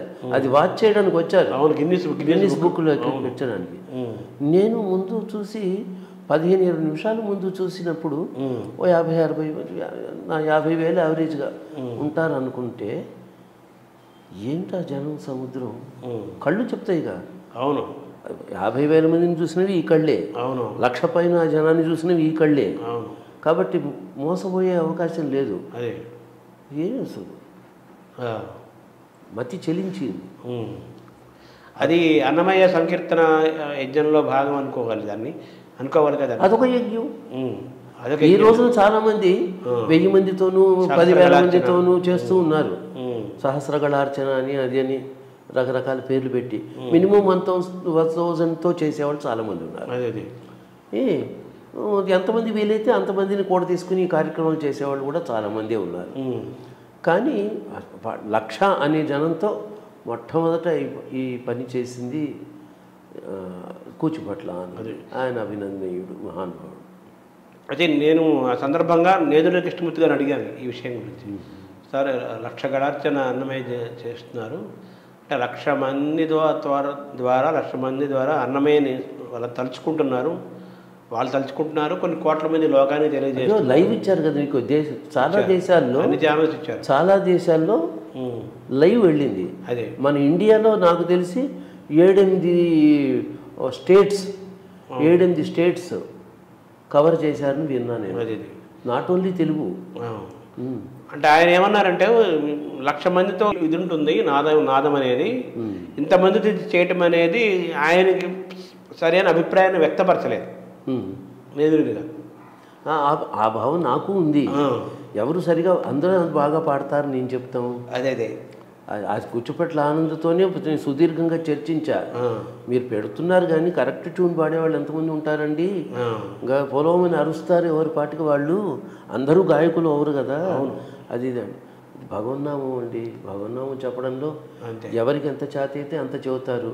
మీ పాటకు ప్రధానంగా వింటూ ఉంటారు, మీతో పాటు వాళ్ళు పాడతారు. మైకుల్లోకి వెళ్ళేది మీ పాటే కదా. వాళ్ళు పాడేది జనం పాడేది మైకుల్లోకి వెళ్ళి వాళ్ళు ఊరందరికీ అది వెళ్ళదు కదా. ఊరందరూ ఛానల్ ద్వారా వెళ్ళేది రేడియో స్టేషన్లు, టీవీ స్టేషన్లు, వీటిలోకి వెళ్ళేది మీరు ఎన్నుకుని మీతో పాటు కూర్చోబెట్టుకున్న బ్యాచ్ ఎవరైతే ఉంటారో మీ బ్యాచ్ పాడిన పాటే పెడుతుంది మీకు. అది చాలు కదా. ఆ విధంగా అన్నమయ్య మీ పాటకి, మీ స్వరరచనకి, అలాగే అన్నమయ్య సంకీర్తనలకి 1,20,000 మంది స్వయంగా అన్నమయ్య కీర్తనలు పాడుకోవటము, కొన్ని కోట్ల మందికి జనానికి అన్నమయ్య అనే కీర్తన ఆయన పేరు వెళ్ళటం అనేది జరగటం అనేది ఒక గొప్ప సన్నివేశం. అది ఆ కాన్సెప్ట్ ప్రోగ్రాం జరిగే వరకు కూడా నాకు పెద్దగా అంత సంతృప్తి లేదు. భయపడుతూనే ఉన్నాను, ఎందుకు ఈ ప్రక్రియ చేపట్టాడినా అని. కానీ ఎప్పుడైతే కళ్ళారా అంతమంది చూసి వాళ్ళు మాతో పాటు పారవశ్యంతో పాడడం నేను కళ్ళారా చూశాను, చాలా సంతోషపడ్డాను. సార్, ఈ 12,000 కీర్తనలకి స్వరరచన అయిపోయినాయి సార్? అవ్వండి, అంత తేలిక సంగీతాన్ని అంత చౌకగా చూడకండి. అందరికీ నేను చేసే విన్నపం. ప్రతి వాళ్ళు ఈ ప్రశ్న వేయడం నాకు చాలా కోపము, బాధ కలుగుతుంది. ఒక పాట తమాషా అనుకుంటున్నారా? 12,000 కీర్తనలకి ట్యూన్ చేయడం ఇదే ఫ్యాక్టరీయా? 100 కొద్ది సీసాలు, 100 కొద్ది పాంప్లెట్స్, వేల కొద్ది పుస్తకాలు బయటకు వచ్చేది ఫ్యాక్టరీయా? సంగీతం అండి. సంగీతంలో విద్వాంసులు కూర్చోవాలి, పాట దాని స్వరూపం సాహిత్యం బుర్రకు ఎక్కించుకోవాలి, వాళ్ళు ఆలోచించాలి. 1-4 రకాలుగా రకరకాల ఆలోచనలు వస్తాయి సంగీతపరంగా. అవన్నీ గోత్రూ అయ్యి ఒక స్వరూపం దానికి నిర్దేశించి ఎస్ ఇది బాగుంది అనుకుని అది నలుగురు విని అది కూడా బాగుంది అనుకుని ఆ తర్వాత దాన్ని రికార్డ్ చేసి జనంలోకి తీసుకెళ్ళి ఆ కాన్ఫిడెన్స్తో మళ్ళీ సెకండ్ పాట, అదొక పెద్ద ప్రాసెస్. ఒక ప్రసవ వేదన కూడా అలా కొట్టుకోగా స్లోగా ఇప్పటికి ఇన్నాళ్ళకి ఒక 4000 పాటలు బయటకు వచ్చింది. అన్నమయ్య పరంగా మీ భవిష్యత్తు ఇంకేమన్నా చేస్తున్నారు సార్? ఇంకేమైనా కీర్తనలు స్వరరచన అది నిరంతరం సాగుతుంటుందా? టీటీడీ వారు ఎంతో అభిమానంగా నా చేత ఇంకా రికార్డింగ్లు చేయిస్తూ ఉన్నారు. నేను అంటే సంవత్సరానికి ఒక 3-4 రికార్డింగులు చేసి ఇస్తున్నాను. అంటే ఏమిటి, 30-40 పాటలు. ప్రతి సంవత్సరం ఒక 30-40 పాటలు నేను స్వరపరిచి పాడి, నాతో పాటు నా శిష్యురాలు బుల్లెమ్మ పాడుతోంది. అంతకుముందు కొన్ని పాటలు శ్రీదేవి అనే ఆవిడ కూడా పాడింది. ఆ తర్వాత మా అబ్బాయి అనిల్ కుమార్, ఒక బ్యాచ్గా నా బాణి ధోరణి అనుకూలంగా ఉన్నవాళ్ళు వాళ్ళందరూ, వాళ్ళ చేత కూడా పాడిస్తూ నేను పాడుతూ టీటీడీకి రికార్డ్ చేసి ఇస్తూ ఉన్నాను. మొత్తం మీద ఇప్పుడు దగ్గర 750 కీర్తనలు నేను టీటీడీకి ఈ అన్నమాచార్య సంకీర్తనలు ట్యూన్ చేసి రికార్డ్ చేసి ఆడియో రూపంలో ఇవ్వడం జరిగింది. పుస్తక రూపంలో నోటేషన్లు అవి అచ్చు వేసినాయి. అది ఒక 12 పుస్తకాలు అచ్చు వేశాను. అది వేరే వ్యవహారం. ఆడియో రికార్డింగ్లు ఎంజాయ్ చేసాం. కచేరీల ద్వారా చేయగలిగింది కచేరీల ద్వారా చేస్తున్నాం. ఏదైనా మొత్తం మీద ఇది స్లో ప్రాసెస్ అని చెప్పాలి. వేగంగా ఎవరినో కన్విన్స్ చేయడానికి ఏదో క్రెడిట్ పాయింట్గా చూసుకుని పెద్ద పేరు తెచ్చుకోవడానికి, ఏదో గిన్నిస్ బుక్ ఆఫ్ వరల్డ్ రికార్డులోకి ఎక్కేయడానికి ఇష్టం వచ్చిన ఎడాపెడా పాటలు ట్యూన్ చేస్తే రుచి పచ్చి ఉండదు, దానివల్ల ప్రయోజనం ఉండదు. ఆ తొందరపాటుతనం మంచిది కాదు. నేదురుని గారు ఈ మొట్టమొదటి కీర్తన స్వరపరిచినప్పుడు ఇదంతా నేను చేయలేదు, సాక్షాత్ స్వామివారే చేశారు. మీకు కూడా మీరు ఇన్ని కీర్తనలు 1000 కీర్తనలు దాదాపు స్వరపరిచారు అన్నారు కదా. ఒక కీర్తన చేయటం అంటే మాటలు కాదు, ఒక ప్రసవ వేదన ఉంటుంది, ఒక తపస్సు, అది ఒక యజ్ఞము, చాలా దైవము. నేను ఆ కీర్తన చాలా పెద్ద ప్రయాణం, ఒక యోగ విద్య లాంటిది, ఒక ప్రయాణం ఉంటుంది కీర్తన బయటికి రావడం అంటే అని మీరు ఇందాక చెప్తున్న మాట కూడా అర్థమైంది. చూస్తే మీరు కూడా ఈ కీర్తన సంకీర్తన ఈ స్వరరచన ప్రయాణ యజ్ఞంలో ఈ యాగంలో మీకు కూడా అటువంటి అనుభూతులు కలిగాయి సార్? ఇది నేను చేస్తుంది నేను కాదని అనే ఒక అనుభూతి. నా జీవితంలో నేను ఎక్కిన మెట్లు, నేను పడ్డ కష్టాలు, నేను సాధించాను అనుకుంటున్నది, ఇదంతా ఆలోచించి సమాలోచన చేసి చూస్తే అహంకరించి చెప్పాల్సింది ఏం కనిపించాల నేను చేశాను అని. భగవంతుడి దయతో అన్నమయ్య నిజంగా నాలో ఉండి చేయిస్తే చేశాననే అనుకుంటున్నాను. ఇది ఎవరు ఎలా అర్థం చేసుకున్నా నాకేం సంబంధం లేదు, నాకు బాధ లేదు. ఎందుకంటే నేను చేసిన పాటలలో పలికిన అనేక పలుకులు, అనేక స్ట్రక్చర్స్, ఆ మ్యూజికల్ స్ట్రక్చర్స్ బాగా అర్థం చేసుకుంటూ చూస్తే అవి నాకు కావు అనిపిస్తుంది. ఆ అన్నమయ్యే స్ఫురింపజేస్తే ఆయన సంకల్పంతోనే నేను అవి పాడగలిగాను, చేయగలిగాను. పూర్తిగా నా ప్రజ్ఞ అని నేను చెప్పడానికి నేను సాహసించను, సత్యం. ఇన్ని కలిగిన మీ ప్రయాణంలో మీ ప్రయాణాన్ని, మీ ఎదుగుదలని మీ తల్లిదండ్రులు గమనించారా, చూశారా సార్? మా నాన్నగారు పాపం ఎక్కువ చూడలేకపోయినారండి. ఎందుకంటే మా నాన్నగారు 40 ఏళ్ల క్రితం చనిపోయారు. అప్పుడు నేను అన్నమాచార్య ప్రాజెక్టులో చేరిన కొత్తలు. అయితే కొత్తల్లో నేను చేసిన జయలక్ష్మి వరలక్ష్మి, మంగామణి హనుమంత, వినరో భాగ్యం, విష్ణు కథ, అలాంటి పాటలు బాగా విన్నారు, ఆస్వాదించిన. నా కొడుకు బాగా స్వరపరిచాడు, బాగా పాడుతున్నాడని ఒక ఆనందాన్ని పొందారు మా అనుభవుడు. ఆ తర్వాత వారు పరమపదించారు. మా అమ్మ ఒక 20 ఏళ్ళు అవుతోంది దగ్గర ఆవిడ పోయి. ఆ 20 ఏళ్ల క్రితం వరకు నేను చేసినవన్నీ చక్కగా ఆస్వాదించారు. జనం అందరూ నన్ను బాగా ఆత్మీయంగా భావించి తలకెత్తుకుని నన్ను పొగుడుతూ ఉంటే అవన్నీ విని మా అమ్మ చాలా సంతోషపడ్డారు. ప్రయోజకుడైనాడు అన్నమయ్య పాట వల్ల ఈ గుర్తింపు వచ్చింది.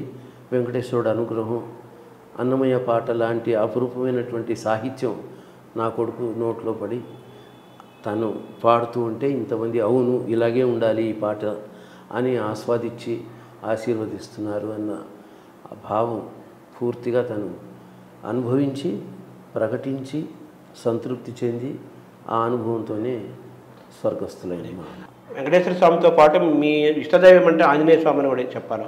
అది కూడా నాకు చాలా చిన్నప్పటి నుంచి ఒక ప్రత్యేకమైన అభిరుచి. ఆ హనుమంతుడు నామం పలకడం కానీ స్తోత్రం చేయడం కానీ నాకు చాలా ఇష్టమైన పని.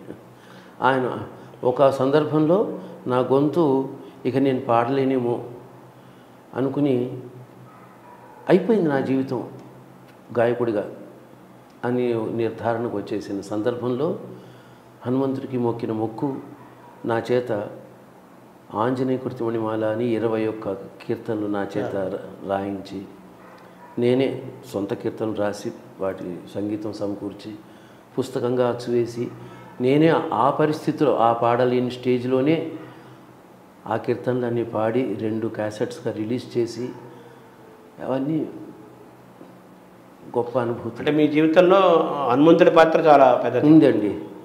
హనుమంతుడు ఆశీర్వదించి సహకరించి నా చేత స్వరపరిచి పాడించకపోతే నేను లేను. మీ వారసత్వం మీ అబ్బాయి ద్వారా కొనసాగుతున్నట్టుగా భావించారా? మా చిన్నబ్బాయి చక్కగా పాడుతున్నాడు. అందరూ మీలాంటి పెద్దలు ఆశీర్వాదం చేసి వాడిని ప్రోత్సహిస్తూ ఉన్నారు. అది చాలా సంతోషం. నేను ఈ జన్మెత్తినందుకు నేను భగవంతుడికి నేను కృతజ్ఞతలు చెప్పాలి అలాంటి బిడ్డను నాకు ఇచ్చినందుకు. కాబట్టి నా కొడుకు ద్వారా నాకు పూర్తి ఆనందం, ఇది తృప్తి నేను పొందుతూ ఉన్నాను.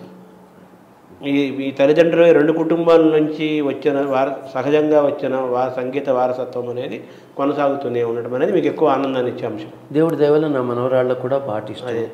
నా 2 కోడళ్ళు పాటని బాగా ఆస్వాదించేవాళ్ళే. సో నా చిన్న కొడుకు బాగా పాడతాడు. పెద్ద కొడుకు కూడా వాడు పైకి పాడకపోయినా చిన్నప్పుడు పాడేవాడు. వాడికి పాటలో ఉన్న మర్మం, పద్ధతి, పాటని వినాల్సిన విధానం, వాటిలో ఉన్న విశేషాంశాలను గుర్తించే స్థాయి అవన్నీ ఉన్నాయి పెద్ద అబ్బాయికి. వాడు స్వయంగా పాడు, వాడి కుదరదు, ఆ ప్రయాణం చేయలేకపోయినాడు వాడు.